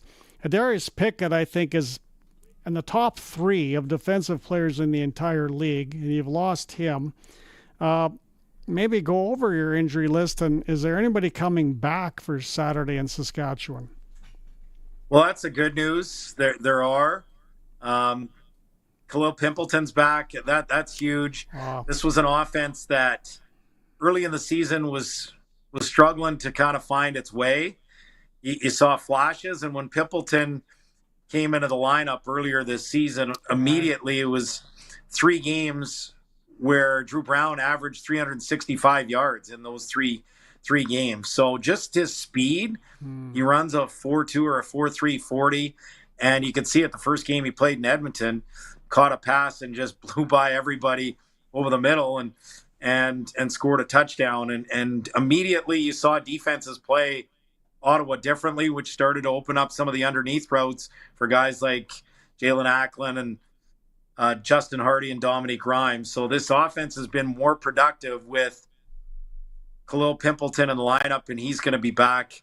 Also, Zach Pelios is going to be back at right tackle, which is important because, they lost another tackle last week in Drake Sanders after they lost Dino Boyd for the season with a bicep injury. So getting Pelios back is huge when it comes to the tackle situation. I mean, you just don't replace someone like an Adarius Pickett, who, like, for me, he was my leading candidate to be Defensive Player of the Year. I mean, Beveret's had a terrific year in Montreal as well, and there's other candidates for sure. Obviously, Roland Milligan in Saskatchewan. But, man, what he did, energizing their group as a leader, defensively in coverage, stopping the run, and then special teams. He was 3rd prior to the injury, he was third in the league in special teams tackles as well. And he was returning kicks. He's just a football player. And he provided so much energy for this group. And for him to go down along with Jovan Santos Knox, I mean, there's your two defensive captains. Now, Santos Knox, I think, should be ready after the bye. If not for the Montreal game, then probably for the Toronto game after that. That's certainly good news. But yeah, look, I think man for man, they can replace these guys, but you just don't replace someone of that ilk and the energy that they bring. And the reports that I got from our sideline reporter last week is they didn't have the same energy on the sidelines for a big game against Montreal with over 23,000 there, the biggest crowd of the year. And so they have to find a way. Someone's got to step up and provide some of that energy as a group. And look, the defense wasn't the problem last week. The problem was the offense. The problem was the turnovers. The problem was the penalties. That's what needs to be found here from someone over the course of the next game or two before a guy like Santos Knox returns. Now, you mentioned the good crowd against Montreal. It was great to see the stands pretty full there. Prior to that, I know you've had some bad weather for some games. Some games disappointing for the attendance, like around 17,000, what have you. Obviously, it takes time for the fans to start realizing, okay, this isn't the old Ottawa Redblacks of the last few years. This is a better team. Do you feel that that more people are paying attention now to Ottawa in the past couple of years? Can they fill the joint up again? Because, I mean, it's the nicest in terms of venue. It's one of the nicest, probably the nicest in the league. Yeah, it's a fantastic place to see a game. Lucky to be able to call games here at just the setting and, with everything that comes at TD Place. And when I have friends come in from out of town and they come to a game, they absolutely love it. So certainly one of the best places to see a game in the league. The reality is this team was dreadful at home over a 4-year stretch. They had won, they won 5 home games in 4 seasons. They've won 6 already this year. So, and a team that had won 14 games in 4 years. I mean, that's just not going to cut it. So it takes time. Clearly the season ticket base has been eroded from these last 4 years, and they're going to have to build that up again. And that's where I think they've really been hurt, was a couple of these weather games where maybe if there's a bigger season ticket base, you're still going to get over 20,000 because everyone's got those tickets and they're going to come to the game. But if you're deciding last minute or in the last week and you see it's going to rain, a lot of people might just say, okay, you know what, I'll wait till the next one. It's a lot easier to do. It's easier to find those excuses. So to me, it's especially when you've got a good team, and this year's team has been a good team, I find it a bit of a lame excuse, but the last game was encouraging. To get over 23 was good. Hopefully the October game against Hamilton's going to be good. And then if you can host a home playoff game, that'll be fantastic. I mean, if you're hosting a home playoff game, then you got weeks to sell it, and you should be able to find a way to get a sellout, which is what you want to see. But it does feel like they've turned the corner here on the field. And I think they've started to turn the corner off the field, but usually everything lags a year behind. Like if you're a bad team 1 year, you're still going to get good crowds, because if the year before you're good, then you at least have that season ticket base. But when you start to be a bad team, especially year after year after year, that season base ticket base erodes, and that's what we've seen here this year. So we'll see if they have a good, strong finish to the season, which gives fans optimism that this wasn't a mirage at the start of the year. And if they do that and play well in the playoffs, even if you win or lose, I think that gives confidence that, okay, the Red Blacks are back. They're going to be competitive year after year again. Let's hope so. Thanks a lot for joining us on Sportscage, AJ. Yeah, my pleasure. Anytime. You get home from work, and as soon as you open the door, you realize, This place smells like shocking surprise. You've got sewer problems. Let's be honest, sewer problems literally stink. You need to call someone who will get your sewer situation all sorted out. You need the sewer experts at Bronco Plumbing and Heating. They're #1 in the #2 business. Bronco Plumbing and Heating, serving Regina, Moose Jaw, and the surrounding area. 306-781-2090. Give them a call. They'll treat you right. Hey Rider Nation, this is Dave Thomas, voice of your Saskatchewan Roughriders. Listen to this. How does a 50-50 payday sound? Sounds like a win to me. Huddle up to riders5050.ca and you can purchase 50-50 tickets for every Rider game, home or away. You can even score quickly with the early bird prize. This week it's $2,500 cash. And you'll be in for the massive weekly jackpots. Buy now at riders5050.ca and support amateur football in Saskatchewan. Sponsored by ISC. License LR 2426. Howdy, Wood Country Woody again. I gotta tell you, when I first learned TimberTech composite decking material is super low maintenance, well, that pretty much sealed the deal right there. I'd rather sit on my deck than sand it, tell you what. But TimberTech composite decking material also comes with tons of pretty colors and features a sweet little hidden fastener system. When you need pretty and pretty easy to build with, it's TimberTech from Wood Country. Your home is your castle. In McLean, Estevan, and Tisdale. Get the farm equipment you need at upcoming Ritchie Brothers farm sales this fall. Ritchie Brothers is hosting close to 20 farm auctions between October 9th and December 12th. For the latest auction schedule, visit rbauction.com. Choose from hundreds of farm equipment items, including combines, tractors, trucks, headers, trailers, farmland, and much more. Register for free, then bid online at rbauction.com. First Nations University of Canada invites you to join their annual Smudge Walk to honor the National Day of Truth and Reconciliation on September 27th at the First Nations University of Canada, Regina campus. The day starts with a pipe ceremony at 8 a.m. and the walk through the First Nations University of Canada and University of Regina campuses begins at 9:30. Presentations and special announcements will follow with a community lunch on campus at noon. The first 200 people attending will receive an orange Every Child Matters t-shirt. We hope to see you there. Jagmeet Singh and the NDP are keeping Justin Trudeau in power. And that's a bad deal for Saskatchewan. They keep raising the carbon tax. They want to shut down our power generation and our oil and gas industry. They keep driving up prices and killing jobs. And the worst thing is, Saskatchewan's NDP still supports Singh. We can't afford the NDP in Ottawa or here. The NDP, they're a bad deal for Saskatchewan. This message brought to you by the Saskatchewan Party. Welcome back to the all-new Sportscage. Get social with us. Follow us on X at Sportscage. Watch our video stream at sportscage.com and always on the radio at 620 CKRM. And it's Don Hewitt back with Sportscage. Let's go to Rider play-by-play voice Dave Thomas in conversation with Rider receiver Del Duncan Busby. Dells, your story this season is one of patience and perseverance, I would suggest, and the fact that you had to be patient out of camp. You had to be patient getting into the lineup, and now you're going to go ahead and get an opportunity to make your mark again. What's this season been like for you?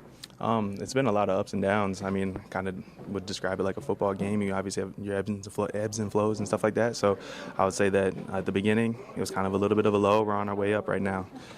Tell me about your game in particular in Calgary when you came in and got a bunch of reps and made a pretty good catch on that little play fake down the sideline. Yes, sir. I mean, I would just say that obviously don't like how it happened, but I'm super appreciative that I was able to get the opportunity. I was able to kind of get my feet wet and stuff like that, and I mean, I had a lot of fun out there being back out there.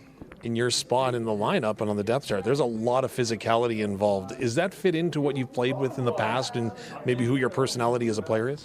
I've been able to, over the time, maybe at the beginning of my career, people wouldn't have agreed so much, but I've definitely been able to relish in that opportunity to be able to be more physical and stuff like that.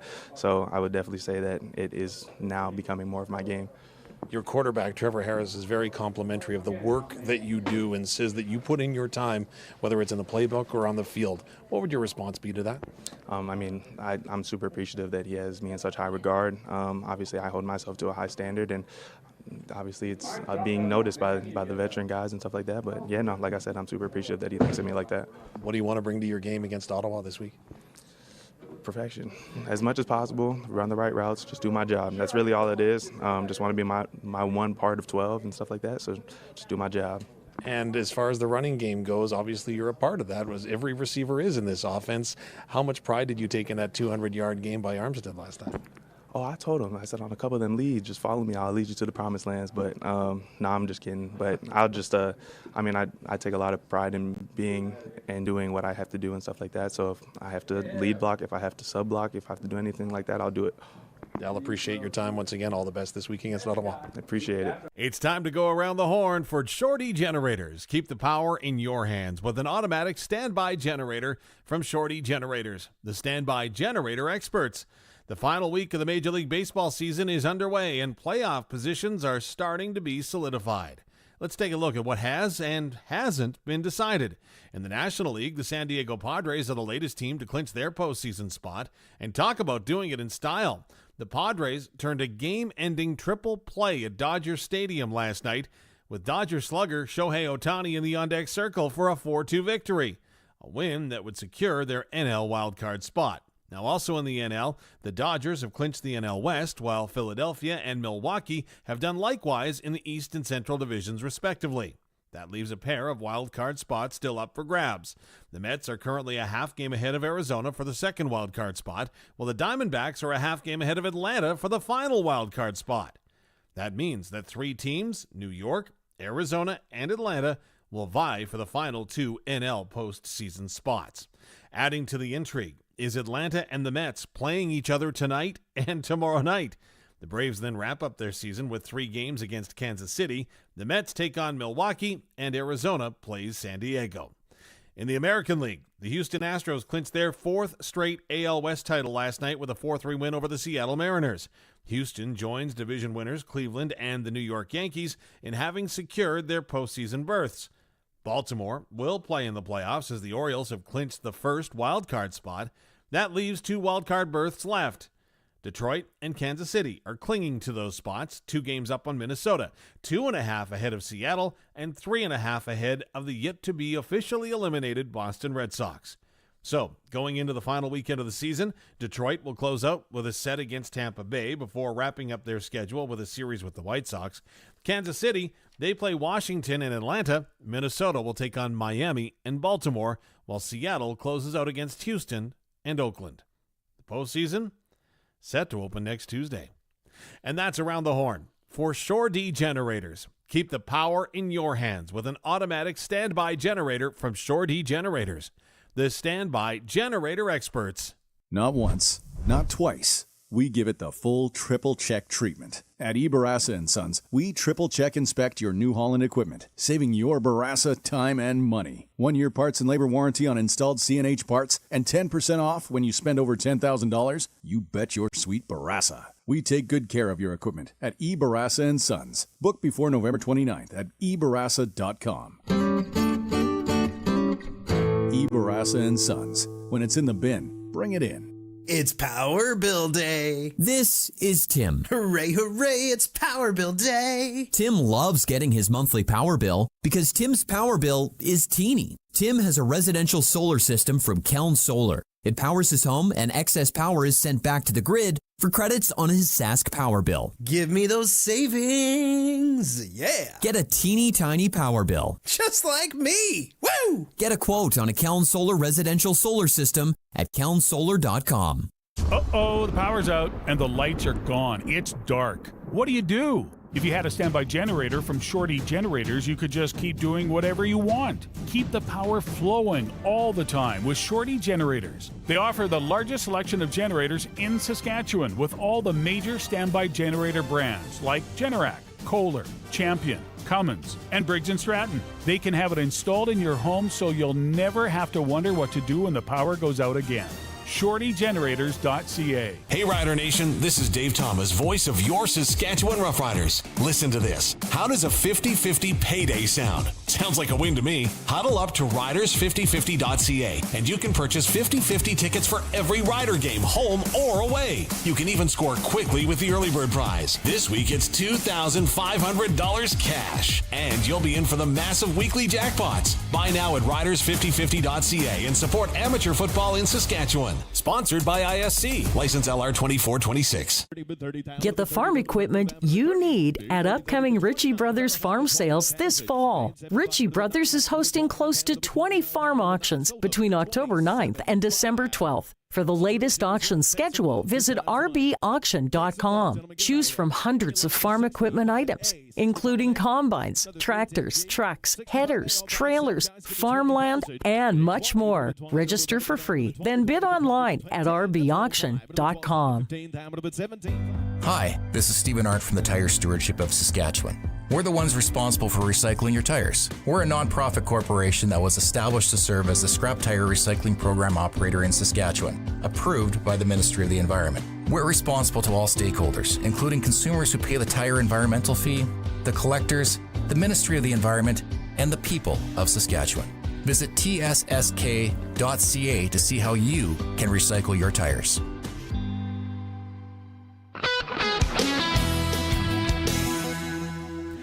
Good evening. It's sunny and 32 degrees in Regina. I'm Corey Atkinson from the Harvard Media News Center with 620 CKRM News for Echo Sound and for Qu'Appelle. Stay connected with the new cell phone from Echo Sound. Call 306-332-6711. The opposition Conservatives plan to introduce another non-confidence motion this week in an effort to bring down the Liberal government. This after the Liberals survived a non-confidence vote today in the House of Commons as part of a motion brought forth by the Tories. The Bloc Québécois and NDP both voted against the motion. Meantime, Bloc leader Yves-François Blanchet says his party is giving the government until October 29th to pass two pieces of legislation tied to old age security and supply management. He says if the Liberals don't comply by the deadline, he'll start talks with other opposition parties about toppling the government. Saskatchewan's Conflict of Interest Commissioner is investigating Education Minister Jeremy Cockrell for allegedly breaching the Conflict of Interest Act. The investigation involves Cockrell's investments in helium companies that later received tax breaks from the government while he served in cabinet. The Saskatchewan NDP raised concerns after Cockrell bought shares in Royal Helium, a company that benefited from the Saskatchewan Petroleum Innovations Incentive Program. The facts suggest that Minister Cockrell abused insider knowledge to buy into a helium company, and right before that company scored big on government tax breaks. That was ethics critic Mira Conway. Cockrell, for his part, said he didn't participate in any government decisions regarding the helium industry, nor did he have any insider info regarding the industry. Cockrell is also facing a separate investigation regarding his involvement in his family business, Fortress Windows and Doors, which received government contracts while he was an MLA. Saskatchewan's police watchdog is investigating the shooting death of a man facing several arrest warrants for robbery. RCMP say they have learned that the man was in the area of Fishing Lake First Nation, east of Saskatoon. They say officers chased a stolen van on rural roads before it went into a field, where shots were fired to get the vehicle to stop. Police say 34-year-old Joseph Joey Desjardins was found dead inside the vehicle. A dinosaur skull that's about the size of a baby elephant was excavated in northern Alberta today. Emily Bamforth, the paleontologist leading the prospect, says the skull of the dinosaur weighs about 272 kilograms, and it's estimated to be 72 million years old.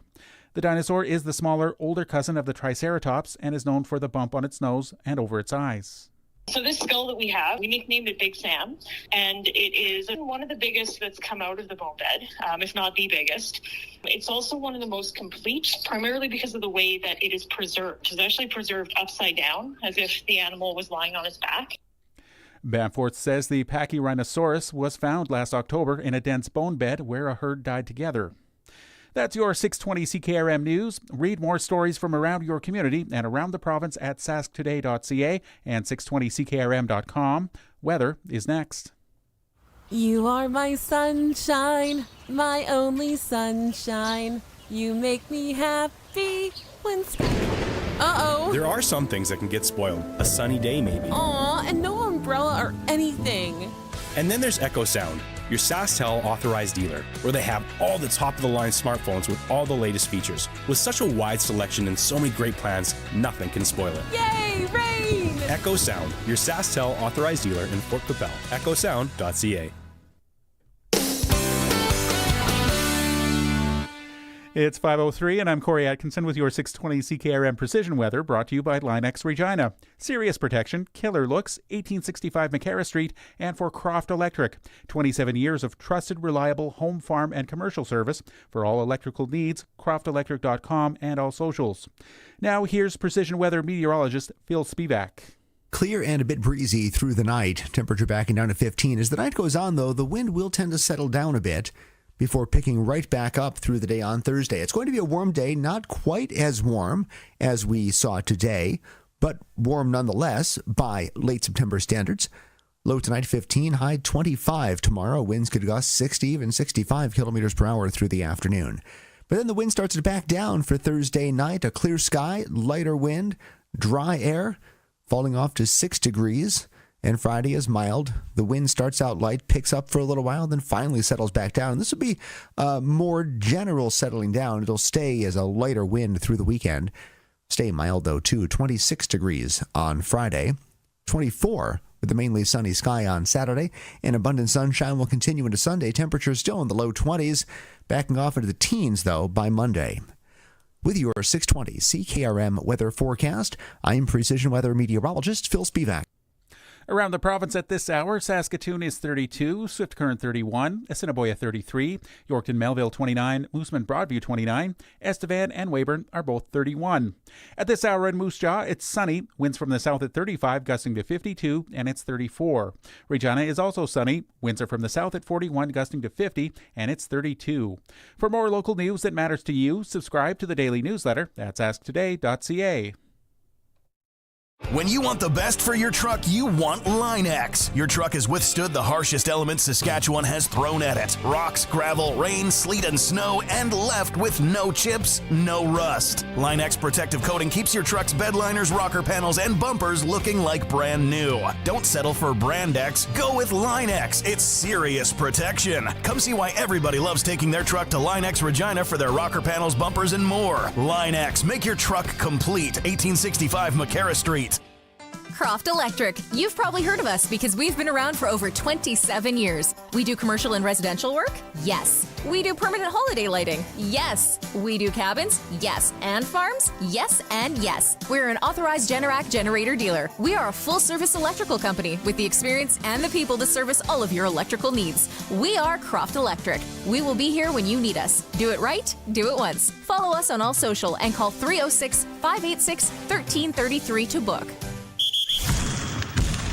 Broadcasting from Century Studios in downtown Regina, Harvard Media presents the all-new Sportscage, where Saskatchewan comes to talk local sports. Brought to you by the Saskatchewan Roughriders Foundation 50/50. Visit www.riders5050.ca to purchase your tickets for this week's game. Be a part of the show.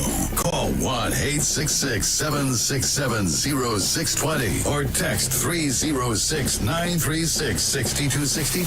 The all-new Sportscage. Streaming at sportscage.com and on the radio at 620 CKRM. And it's Don Hewitt back with the Sportscage. Big news for Regina Pat fans as Tanner Howe returns to the team back from the camp of the Pittsburgh Penguins, so he'll be in action against the Moose Jaw Warriors for their back-to-back this weekend. We'll make Tanner Howe the Sportscage clutch performance of the week because of what he's going to do against Moose Jaw. For Nick Service in Emerald Park, your local Massey Ferguson Challenger, Rogator, Gleaner, and Fent dealer.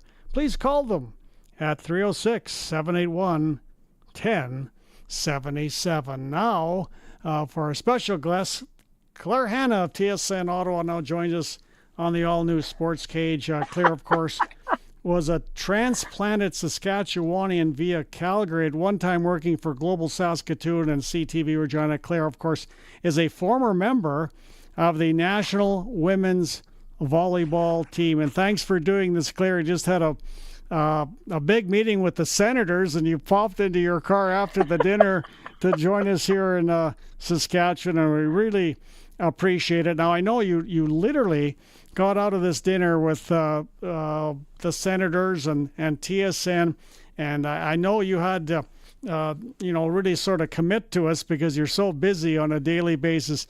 Tell us about an average day for Claire Hanna. Like, for example, today, what was on your plate today?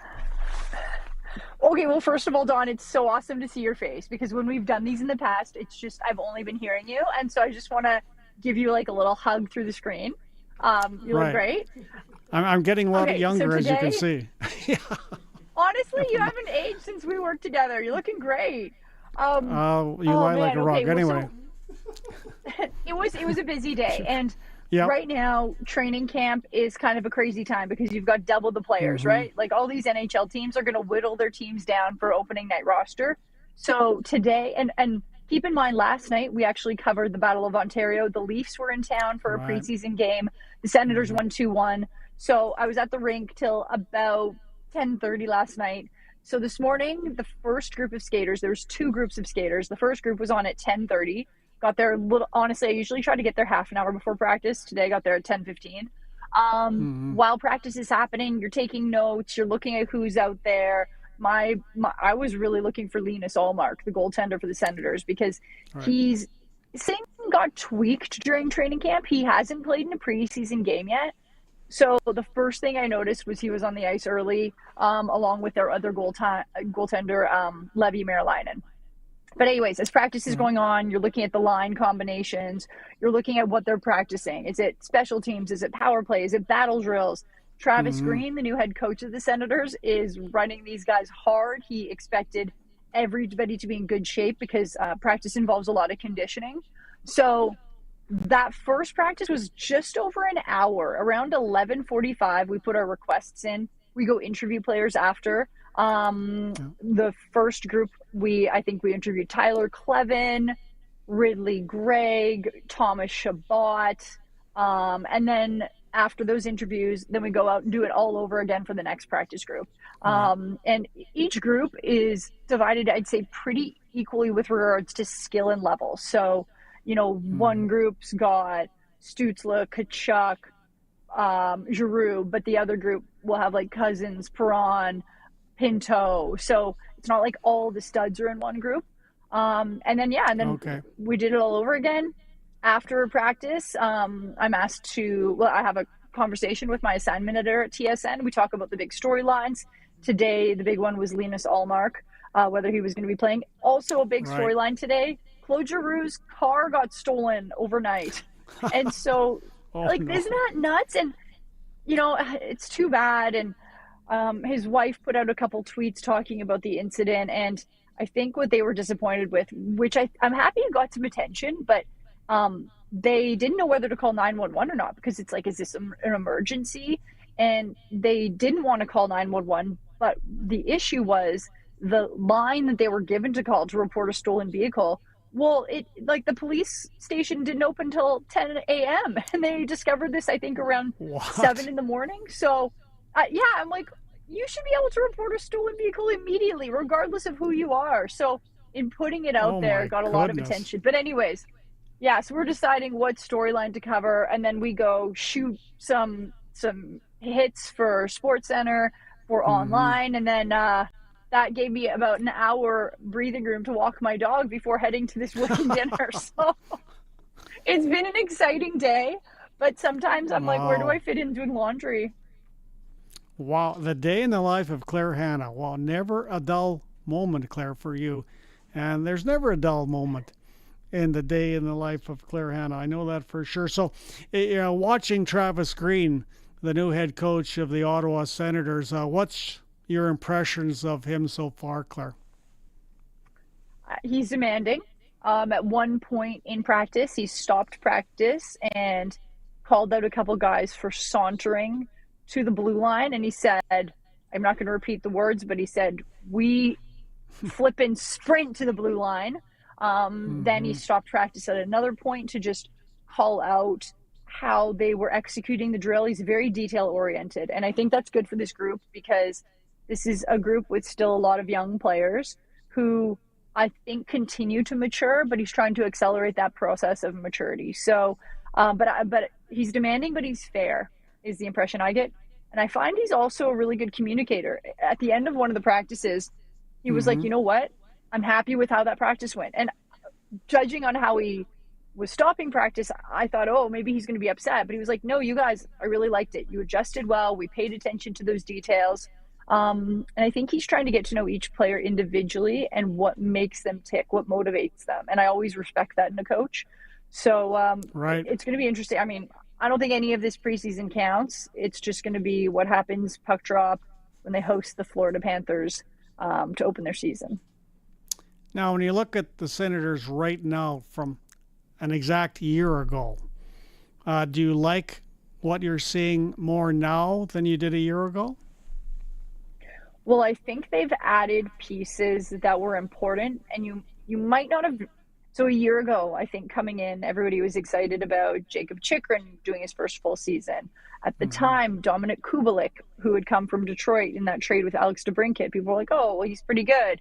I think there was probably a little more optimism, more around the fact that some of these young core players, Tim Stützle, Brady Tkachuk, Jake Sanderson, were going to take another step.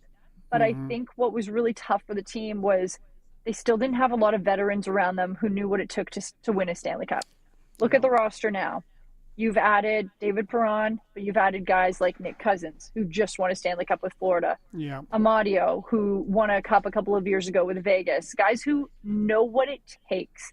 And Claude Giroux is a big-time leader on this team because of what he's seen, what he's been through. But you can't just have one leadership voice in that locker room. And I'm like, Brady's a leader for sure, but Brady's still just 25 years old. So you need these players. I think he's 25. Gosh, I should Google that. I feel like maybe he's 24.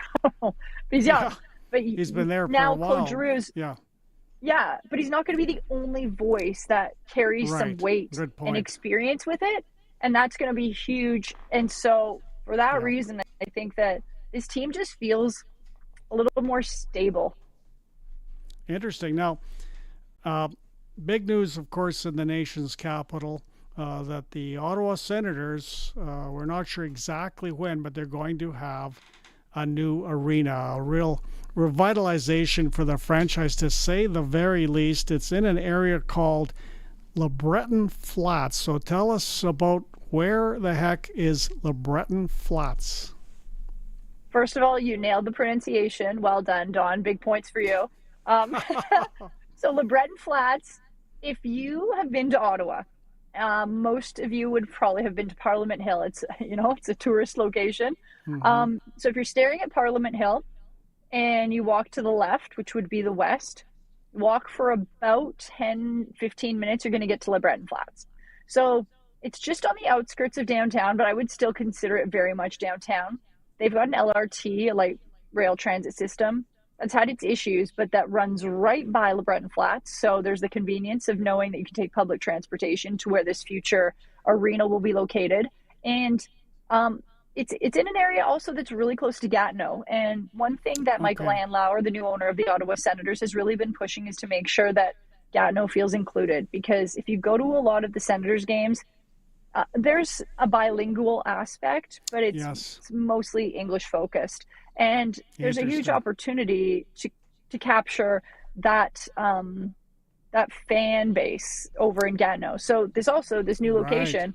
Well, one of the bridges that connects Gatineau to Ottawa, it's right there. So really easy for fans from Gatineau to come. But more important, I think about places like Rexall, the former arena in Edmonton, and how the new arena, Rogers, is right downtown. And I'm trying to think of other ones that have recently changed. I mean, Winnipeg didn't change, but it's right downtown. To me, it increases the excitement, entertainment level of a hockey experience. And what they wanted to do, which was super important here, Don, is they didn't want to lease the land. They wanted to own it, because in owning it, you can control what other things like parking, what other entertainment you put and facilitate for this arena to have, and make it a hub. So I think eventually it's going to be really exciting. They didn't want to put a date on it. So, I mean, I don't think we should predict anything earlier than the 2029, 2030 season. But who knows? Maybe it could get done for that season. Now, when you watch an Ottawa Senators game against the Montreal Canadiens, half the crowd, has come over from Quebec.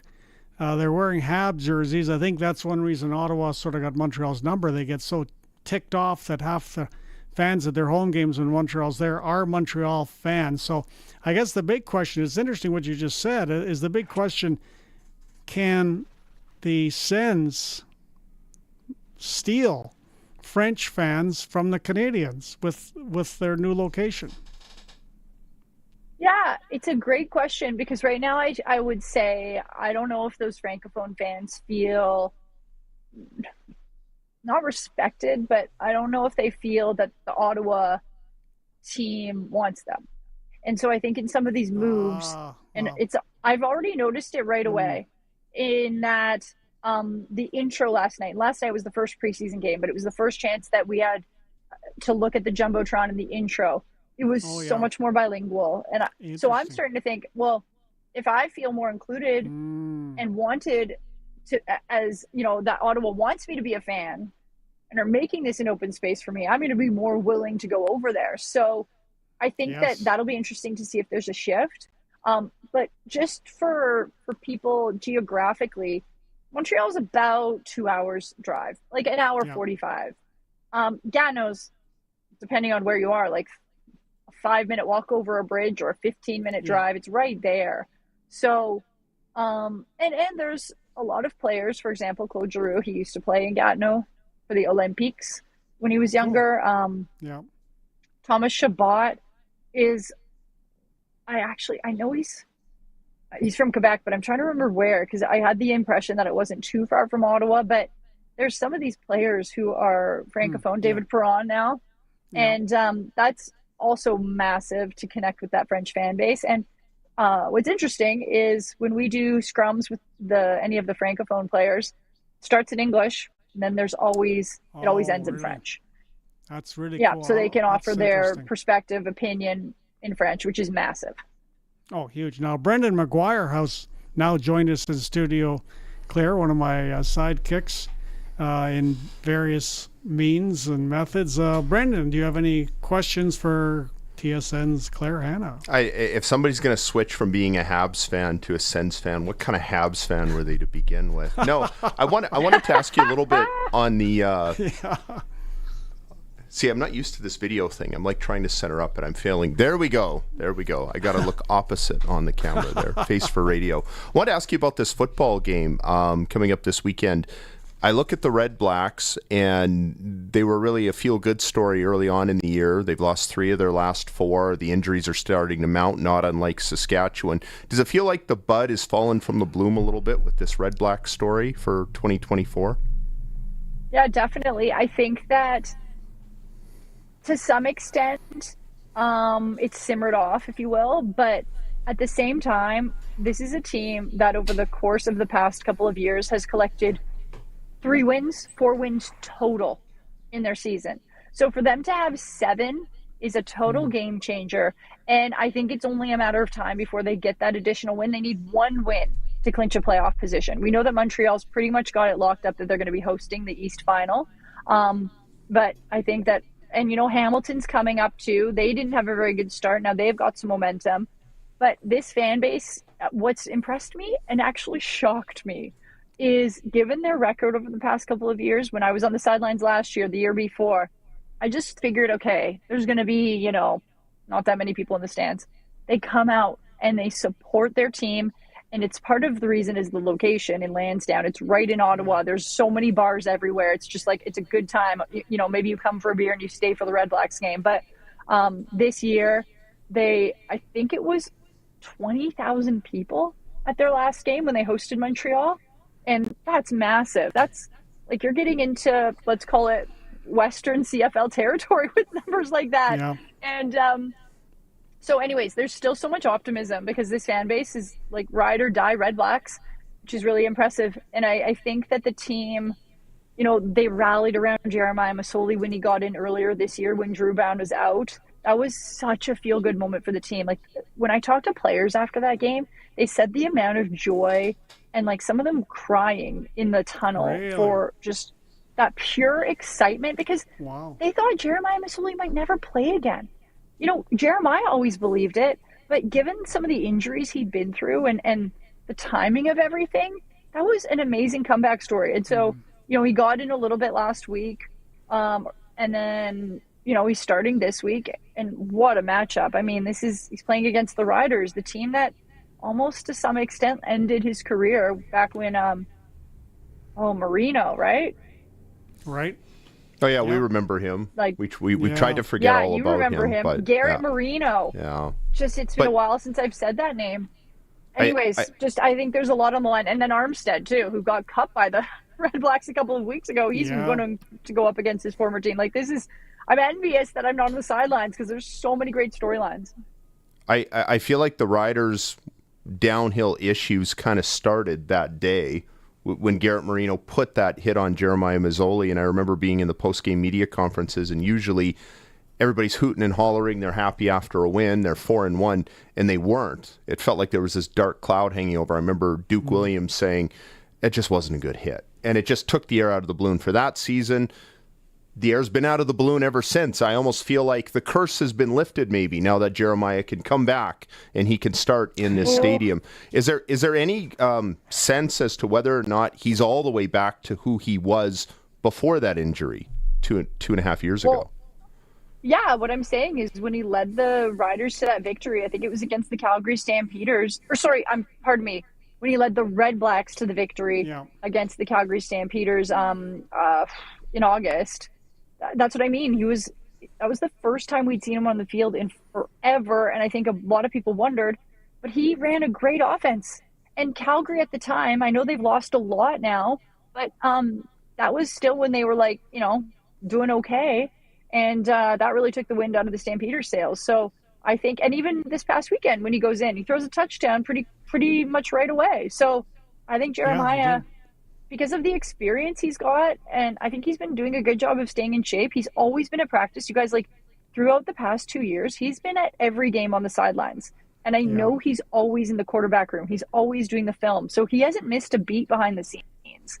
I think it's just now, like, can he continue to put that on the field? And the players, they've seen the work he's put in, so they trust him. It's not like Jalen Ackland's running a route, you know, with half the effort because he's like, can Jeremiah put it there or not? And he's like, no, I see him in practice, and he's gotten me the ball.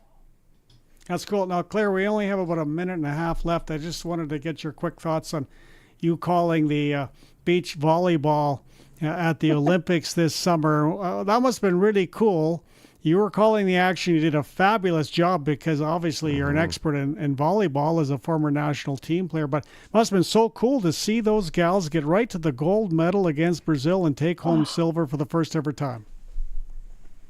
It was a dream come true, and I'm not ashamed to say that my favorite sport to cover is volleyball. And so you never know when you're going to get to cover, first of all, an Olympics. I feel very honored that I've gotten to do 2 now. And you never know if you're ever going to get to call a gold medal match that involves your host country. So, you know, obviously I grew up watching Canada. I was so inspired by Mark Hees, who was my color commentator for the Olympics when he won a bronze medal in 1996. That's the last time I've seen an Olympic beach volleyball player win a medal, any medal. Like, we haven't won one in indoor ever. So to get to have that moment and watch them, and you know, it's funny, I woke up that morning and I thought, and I knew how much how much buzz they were getting in Canada. And I thought, man, this is one of those games that I would circle on my calendar, and I'd get home, I'd get ready, I'd get the popcorn out, and I'd be so excited to watch it. And I woke up that morning and I thought, I have to call it. Like, I don't, and I'm not saying I didn't enjoy it, but I was just like, whoa, this is a game that I have to deliver to Canada. I want to make sure I do them justice. And the girls were just like, Brandy and Melissa are amazing human beings, and they've been amazing human beings, and they've been amazing athletes for a very long time. And I was so happy that they made it that far so that Canada knew, because if athletes don't perform at the Olympic level, unfortunately, sometimes Canada doesn't recognize that. But both of them have, like, Mel's won a world championship. Brandy's been runner-up at world championships. Like, they are 2 of the most elite athletes in beach volleyball in the world. and they deserved all the flowers they got. Well, you must have had a huge audience. Did you ever get any data of the amount of people that watched that gold medal game, Claire? Yeah, How many? over 2 million. Wow. That's cool. Well, you called a great final. Terrifying. Kind of scary. Oh, well, you're just in your booth with your partner, but you did a great job with 2 million people cheering you on too, because they know of your background as a volleyball player, Claire. Thanks for joining us, because I know you're so busy. You made some effort to join us on Sportscage, and as your friend Don will say to you, thanks for doing that, Claire. We really appreciate it. Thanks for having me, and it was good seeing you. Yep, you bet, Claire. Sportscage continues in just a moment. The all-new Sportscage is brought to you by Busy Bee Doors. Busy Bee will repair or replace your residential or commercial garage doors so you don't get stuck in or out. Catch the buzz. Busy Bee Doors, the garage door specialists. Listen weekdays at noon for Saskag Today on 620 CKRM with your host Ryan Young along with Doug Falconer and Kevin Hirsch, offering the most extensive agricultural news coverage with precision weather meteorologists. In an industry that moves fast, stay updated with the latest, most reliable information in ag news, prices and trends, all in one place. Available anytime at saskagtoday.com. Saskag Today, your trusted source for all things agriculture on 620 CKRM.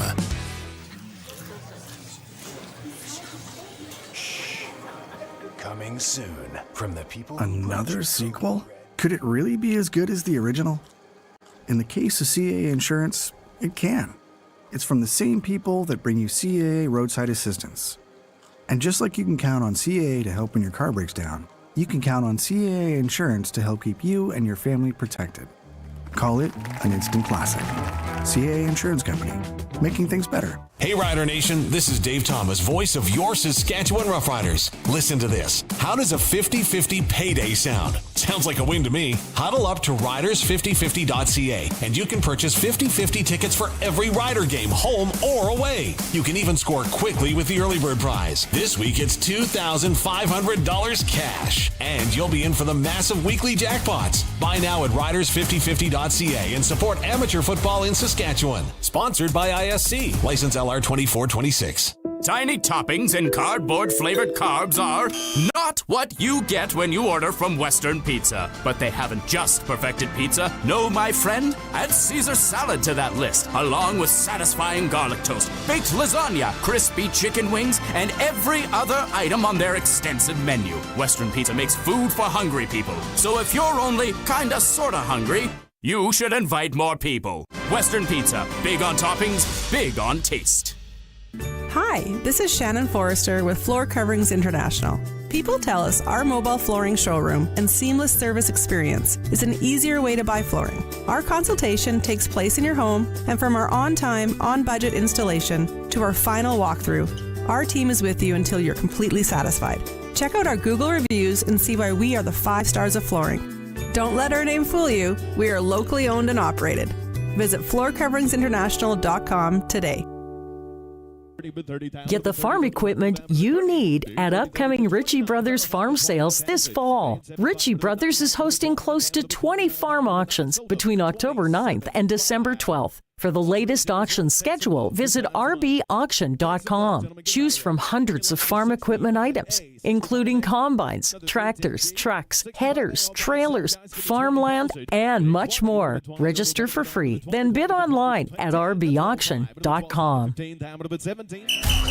Rider Nation lives on 620 CKRM. I'm Dave Thomas, voice of the Saskatchewan Roughriders. Saturday is game day as the Riders take on the Ottawa Redblacks. Countdown to kickoff with Justin Dunk is at 10 a.m. Pre-game shows at 12. And kickoff with Luke Mullender and I is at 1. Saskatchewan Roughrider football on the Cooperators Roughrider Radio Network is brought to you by Salford Group, Quality Tire, Connexus Art Center, and Redhead Equipment. Stream every minute of Rider football at sportscage.com. All-new Sportscage continues. You can watch our live stream at sportscage.com and always on the radio. Saskatchewan's voice for local sports, 620 CKRM. And this is Don Hewitt back with Sportscage along with Brendan McGuire, the star of In the Huddle, as well as a contributor on 3 Down Nation. Keith Willoughby joins us now on the Western Pizza Hotline.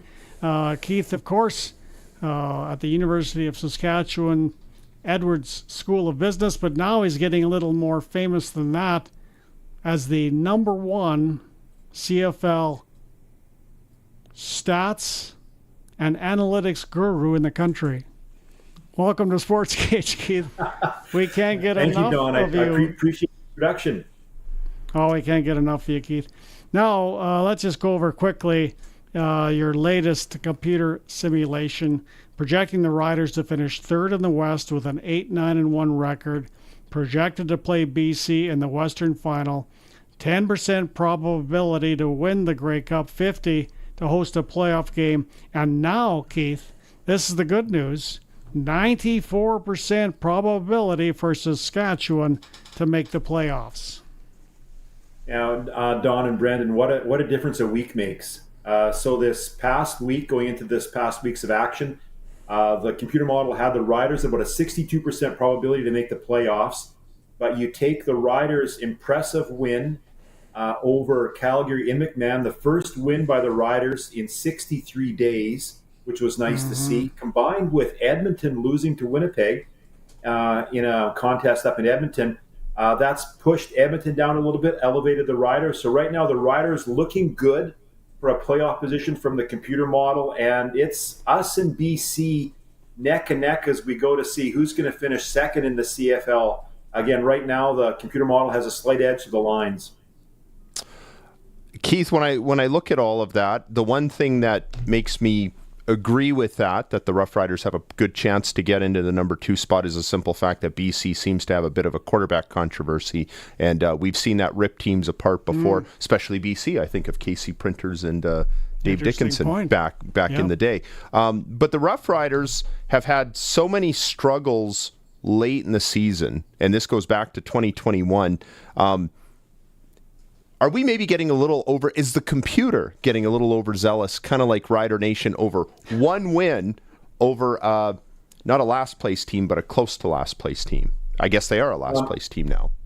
Yeah, excellent question, Brandon. I think the computer model obviously is taking account of the September 20th game in McMahon, the Riders winning by 8 points, but also looking at the fact that if you look back over the past, say, month and a half, because the computer model does look at margins of victory or margins of loss. The Riders came close on 2 occasions back against Winnipeg. We came close, obviously, losing at home to Montreal. We lost on a walk-off missed field goal in Toronto, and how often does that happen in the CFL? So the Riders have come close in terms of margin of victory, which is something that the computer model rewards. It's also worth noting, gentlemen, that in some obscure way, the Riders actually control their own destiny. If they can run the table, and I know that's a big if they run the table, they will finish in second place because obviously they have 1 game remaining at home against BC. So again, if the Riders can pull off victories, home against Ottawa, on the road in Edmonton, home to BC, home to Calgary, the Riders will be assured no worse than a second place finish in the CFL West. That's interesting what you say, Keith, because if they can run the table, the way the West has been this year, you look at Winnipeg in first place, but they look like in a playoff game they could be beatable because their offense isn't as good as years past. At least I don't think, although Oliveira is just as good as ever, but their defense looks very strong. But would you agree with the idea that if any of these teams in the West can get hot once you hit about mid-October, that they could end up in Vancouver? Absolutely. I've been doing the computer modeling for the CFL with the Grey Cup probabilities for a decade, and I've been a fan of the CFL years before that, but I have never in my life seen the parity that exists right now in the Western Division. Winnipeg and Edmonton, who were left for dead at the end of July, have resurrected themselves. Saskatchewan began 4-0 and 5-1, stubbed their toe with a lot of close losses. We've seen probably a year unlike any that I've seen in the West. I think if I put on my green shaded Rider glasses right now, what really helps me with the Riders is recognizing that emotionally and maybe culturally, we've got over the fact that we've been over after July for the past 2 seasons. The ability just to get a victory, I think right now nobody is asking the questions anymore about will the Riders win. I think they showed they can win. And Brendan, I agree with your point that yes, it was against a beleaguered Stampeders squad, but the way they won, of controlling the ball along the line of scrimmage, of being able to really pound the rock with Rock Armstead, with Harris going 16 for 18. That game, yes, it's a win, but it gives the Rider Nation a glimmer of hope that we haven't had for 2 years post Labor Day. Well, and also Armstead being added to the roster makes a big difference. Haven't had him all year, and there's some of these injured players who they should get back in the next few weeks who they didn't have over that 7-game winless skid. You talked about the parity, which I feel like is good for the league. Claire Hanna made a good point in our previous segment about how it's almost like the East feels like how the West used to be, and I think that's good for the league because we want the whole country to be engaged in this thing. But that said, does it make this season probably harder on the computer than any other because it's just been so darn unpredictable?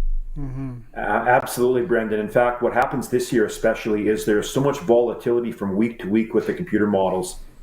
Because the teams are relatively tight, and I look up at Winnipeg, BC, Edmonton, and Saskatchewan being within a couple games of each other, one victory from 1 week to the next will have a huge impact on the computer models. Because in the past, typically by late September, a team has either clinched a spot or is basically in a really safe zone for finishing first or second. Not so fast this year. We've got the competition within the teams. So what you will see on the model on CFL.ca is from week to week there'll be some jockeying in positions. Give you a good example for this week. If Edmonton pulls off a huge upset in Winnipeg and beats the Bombers, you'll see Edmonton's chances then really go up because they'll be right back in the mix as we go forward to the month of October. One thing that I feel like has always held the Canadian Football League back is lack of teams. We've been talking about that for 30 years. And because that, at the end of the season, does not lend itself well to a whole bunch of different combinations. It's like on the last NFL Sunday or second last NFL Sunday, that's one thing that really carries the day for them.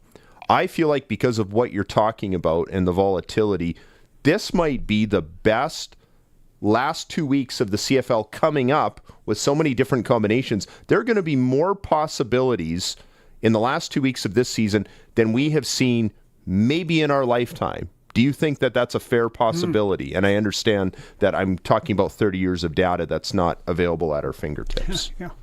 Fair point, Brendan. I think there is the opportunity now of seeing a historic set of playoff combinations and playoff possibilities as we go into the month of, again, the last week in September and then in the month of October. I tip my cap to the schedule makers that every team in the CFL has played 14 games now. So we all have, each team has 4 games left in the last 5 weeks. Each team has a bye.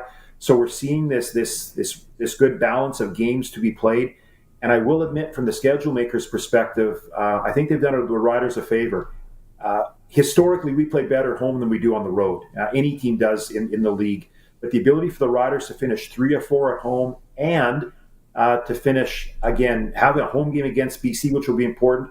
And the Riders, since I believe 2023, are 3-0 after a bye week. So again, that should prove us to be very well as we get into the week 21 matchup against the Stamps, which will be the final regular season game of the year. So we're fortunate in Saskatchewan that we don't have, we have the games in front of us. We don't have to hope for a miracle outcome from other teams, that the Riders do control their own destiny as they go into the last 4 games of the season.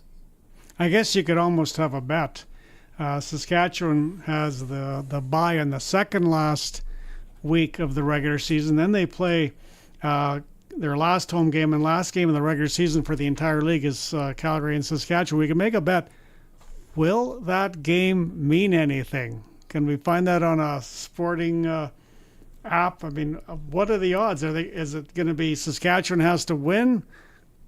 I doubt Calgary has to win, but you never know. Or is it meaningless? And the Riders will go into the playoffs hopefully with a little rust because they won't have to really win the last game of the regular season. It'll be interesting to see if that game does mean anything, I guess, in a long-winded way that I'm saying it. Well, and I'll just add to that. I think that would be a bad thing if it didn't mean anything for the Roughriders. I remember one year, Edmonton, at the end of the season, I think it was 96. I remember everything about the 90s, nothing since, but the 90s. That was my decade. And I remember Edmonton had a bye week, and then in week 19, whatever, and then they were going to maybe finish first and host the Western Final. So it would have been another bye week.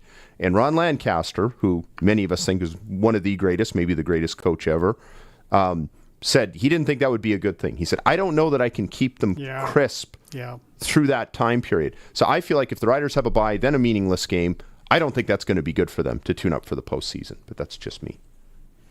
Well, it's I think interesting from the Riders' perspective, gentlemen, I think the ability for us to recognize that for the last month of the season, we're playing in Saskatchewan and Alberta. We have not lost a game in Alberta this season. We have never in our history lost to the Elks in Commonwealth. I know stats can be proven to be wrong, but I tell you, there's some stars that are aligning in the right direction as we go into the last 4 weeks. And I will say, gentlemen, I don't want to make it too much about trying to throw sand and dirt on the grave that is the Calgary Stampeders. But for somebody in the CFL who has watched for 2 decades, that the Stampeders are like this moving assembly line of teams that, whether it's Doug Flutie or Jeff Garcia or Henry Burris or Dave Dickinson or Bo Levi Mitchell, they seem to be able to reinvent themselves. For the Riders to finally slay the dragon and, in essence, I would think pretty much for all intents and purposes, boot the Stampeders out of the playoffs, that felt good from a Riders' perspective because for 2 decades, we have always been looking up at the Stampeders in the season. Well, it was weird because I was thinking about October 1989. Everybody wanted to run Glenn Suter out of town with that penalty, if you remember that. Keith, you remember that at all, Brendan? The pass interference penalty on David Williams, yeah. And it's, I thought, this is odd because, can that 5-1 team come back with injuries subsiding? I mean, we've got Lanier, who's a real difference maker.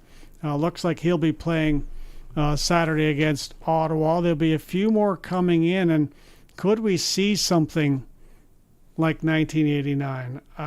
Because, when this team was going together to start the season, I thought they were going to end up in first place, but then they got a whack of injuries, Keith.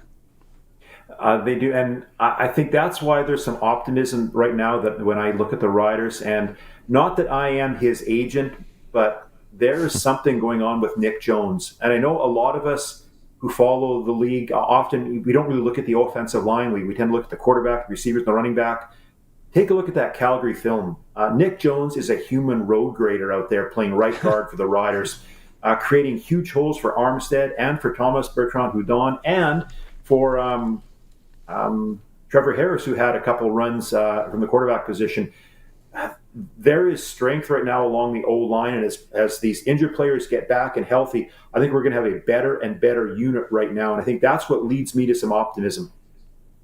You might not be his agent, but I can promise you his agent is grabbing the tape of you saying that just now when he goes into that off-season negotiation. I almost wonder if the best strength for the Riders at this point is the fact that in 22 and 23, they bottomed out in the last third of the season. This year, they bottomed out in the middle. And maybe that's a good thing because there's enough time for these players to get healthy and this team to come together again. I would think so. And again, I'm not a sports psychologist. I'm not in the locker room. I've never played professional football. But what seemed to irk me with 2022 and 2023, it's like the team really gave up. I could really sense at the end of the 2023 season that there was just this sense of blah that existed throughout the team. If you look at the 7-game winless slide that we had, I never once saw the Riders quit. I saw, again, a team that lost by 1 point, 2 points, 3 points, 4 points, and 5 points, and had a tie game. I saw players, the Labor Day Classic is a great example of Micah Johnson playing right guard for a half of football. And to me, that's what gives me some sense that this team culturally is different than we've had the past 2 years now. So having the victory last Friday, I think that's what's giving confidence now for the fans, because we've had such dismal performances post Labor Day for the past 2 years. Now there's a glimmer of hope. Now there's a reason to go to the stands. There's a reason now to follow the team, because to me, we're on an upswing as we go forward. And as you said, with the cycle, they lost 5 games by 1, 2, 3, 4, and 5 points. I remember a year ago in the Banjo Bowl, they were beaten by 50 points or something like that. Mm-hmm. It was a pretty close game this year. You really have to say this is not the same team as the last 2 years, and it gives you hope that they lost so many squeakers, and now they're getting some players back, and of course, who else but Rykel Armstead shows up, and whether he's a troublemaker or not, Keith, they've only got 4 games left to the playoffs. Rykel Armstead's going to be fine to finish this season. You would hope he could hang on for that period of time. He'll hang on, and this guy is an incredibly talented running back. Could we have a Cinderella story where Rykel Armstead leads Saskatchewan to a Grey Cup championship? Well, he definitely looks the part out there. Those highlights on Friday were incredible to see him. I haven't seen a Rider running back run with that authority since the days of Corey Sheets a decade ago. He was running over people, around people, through people, and right by people. Again, what I've really seen, and maybe this is a real benefit for somebody like Coach Mace. Coach Mace seems to have the ability. I know it's only a couple of players in this sample size, but you think of Armstead and Ajo. Ajo had some problems when he played south of the border at some community colleges, some perceptions that he lacked the effort. Armstead had issues with Coach Bob Dice in Ottawa. It seems that Coach Mace is able to have those players arrive here and then corral their energies appropriately so that they can play with the physical talent they've got, but also to keep their emotions within check. I can think of other examples where someone who's a problem child or perceived to be a problem child with other teams rolls to another squad and is the final piece that they're missing. And some examples I think of, Arlan Bruce, 2011 with BC. He was a troublemaker everywhere he went, but he was perfect for what the 2011 BC Lions needed. Antonio Brown with the Tampa Bay Buccaneers. Remember all the drama with AB, and he helped Tom Brady win that Super Bowl. 2013, Dwight Anderson had been a problem with other teams, I think even here in Saskatchewan. Corey Chamberlain's best work was corralling Dwight Anderson so that they could get what they needed out of him. Does it boil down to we just need Rykel Armstead to be this year's version of Dwight Anderson, what Dwight Anderson was to the 2013 Saskatchewan Roughriders? Well, a player of incredible impact, and I think that's what's getting really exciting right now in Rider Nation. I don't call plays for the Riders, and I don't have Mark Mueller's cell phone number, but we are playing Armstead's old team on Saturday afternoon at 1 o'clock. What I really want the Riders to do is line up with 7 offensive linemen on the first play, put on an extra tight end, and do a play-action pass. Because I think Ottawa is going to be gambling on the run all day, and I would love to see play-action on play one, because Ottawa is going to be trying to stop Armstead, and I think the Riders can exploit that as we go into Saturday's game against the Red Blacks. You know, it's interesting because I thought Mark Mueller, because he finally had a running game Friday in Calgary, was allowed, I said this earlier in the show, to call more of a balanced offense. He wasn't, looking at all these second and longs. I thought of a guy that really helped Mark Mueller was Rykel Armstead. That was Mark Mueller's, I'd say, best game as an offensive coordinator, because he finally got some help along the ground. And knew how to utilize a weapon that he didn't really know what he had there. I mean, he did and he didn't. Anytime it's a new factor. But I think Keith made a really good point about the offensive lineman, about the guard and his ability to block, because that has been such a problem with this football team too. That's been such a defining moment in the meltdowns in each of the last 2 years, where their offensive line was a disaster. Probably got more blame than maybe they deserved. But now we're seeing an instance where maybe that offensive line is coming together. And it's really going to hinge on them if this team is going to come through at the end. And you see it, and you look at the stats from Friday night. And again, I know it's one game, but it was the first win in 63 days. So for Rider Nation, I think we're really going to hang our hat on this victory. When you have a quarterback who has 2 incompletions, when you have a punter who punts 3 times in the entire game, I think we were able to control the ball, control the line of scrimmage, And you look in the second half, every time Calgary scored, and Calgary put up a really noble fight in the second half. Every time Calgary scored, we came back with a score of our own. We never allowed Calgary to get back into a situation where they were getting close to tying the game. We always were able to maintain that progress ahead of them as we went on to the 37-29 victory. Well, one thing for sure, we know that football is decided by the big men, is decided in the trenches, and we're hoping, and we're sort of seeing inklings of the two fronts of Saskatchewan getting better at maybe the right time. On both sides of the football. And that, again, that's the big thing, that at the end of, I keep bringing up 22 and 23. I sound like a broken record, but there were just so many parallels, and some of us are still having nightmares in Rider Nation of how those seasons ended. But that was the common theme at the end of the year from Coach Dickinson, that we're just not playing well enough along the line, defensively and offensively. So that's probably your X factor, ultimately. I mean, there's some other pieces, but I think it's the fact that that line play is coming together at the right time, whereas in previous years it hasn't. Right, and it's going to be a very interesting game for sure on Saturday. AJ Jacques was on, the play-by-play voice of the Ottawa Red Blacks earlier in the show, as you know, Brendan, because you lined it up. And but he was saying they're taking this game very, very seriously. Mazzoli is going to want to play well. He didn't like what happened a couple of years ago. And Ottawa's putting a lot of emphasis on this game because they don't want to blow their home playoff game and be playing in Toronto. So you're also going to see a very determined Ottawa team. It'll be interesting to see if they have any spark, despite all their injuries, if they can show some spark and give it a go with Saskatchewan, because I think if they had Brown in there, you wouldn't think they'd have a chance. But with Mazzoli, you never know what he might do. And Professor, I think the other interesting factor for Saturday's game is the return of Coach Dice. Coach Dice being a former head coach and interim head coach with the Saskatchewan Roughriders in the 2015 season after Chamberlain was fired, and somebody who has connections to Western Canada given his play as a student athlete at the University of Manitoba. I think that's another factor to consider for the game. The computer loves the Riders by 11 in the Saturday afternoon game. And I tend to, again, maybe I'm being overly optimistic. I'm wearing the green colored glasses, got the green jersey on right now. But to me, this game is, we've got 4 games left, and we're playing at home in front of the fans. And if this is a situation now where we've had that good success last week, we carry it forward into Ottawa. And remember back, what was it? A month and a half ago, we had the Phantom tie game in Ottawa. I think there's a score to be settled right now because that game left a bitter taste in the mouths of a lot of fans. That's why I love ties. I miss ties in hockey because it leaves everybody so bitter for the next time you line up.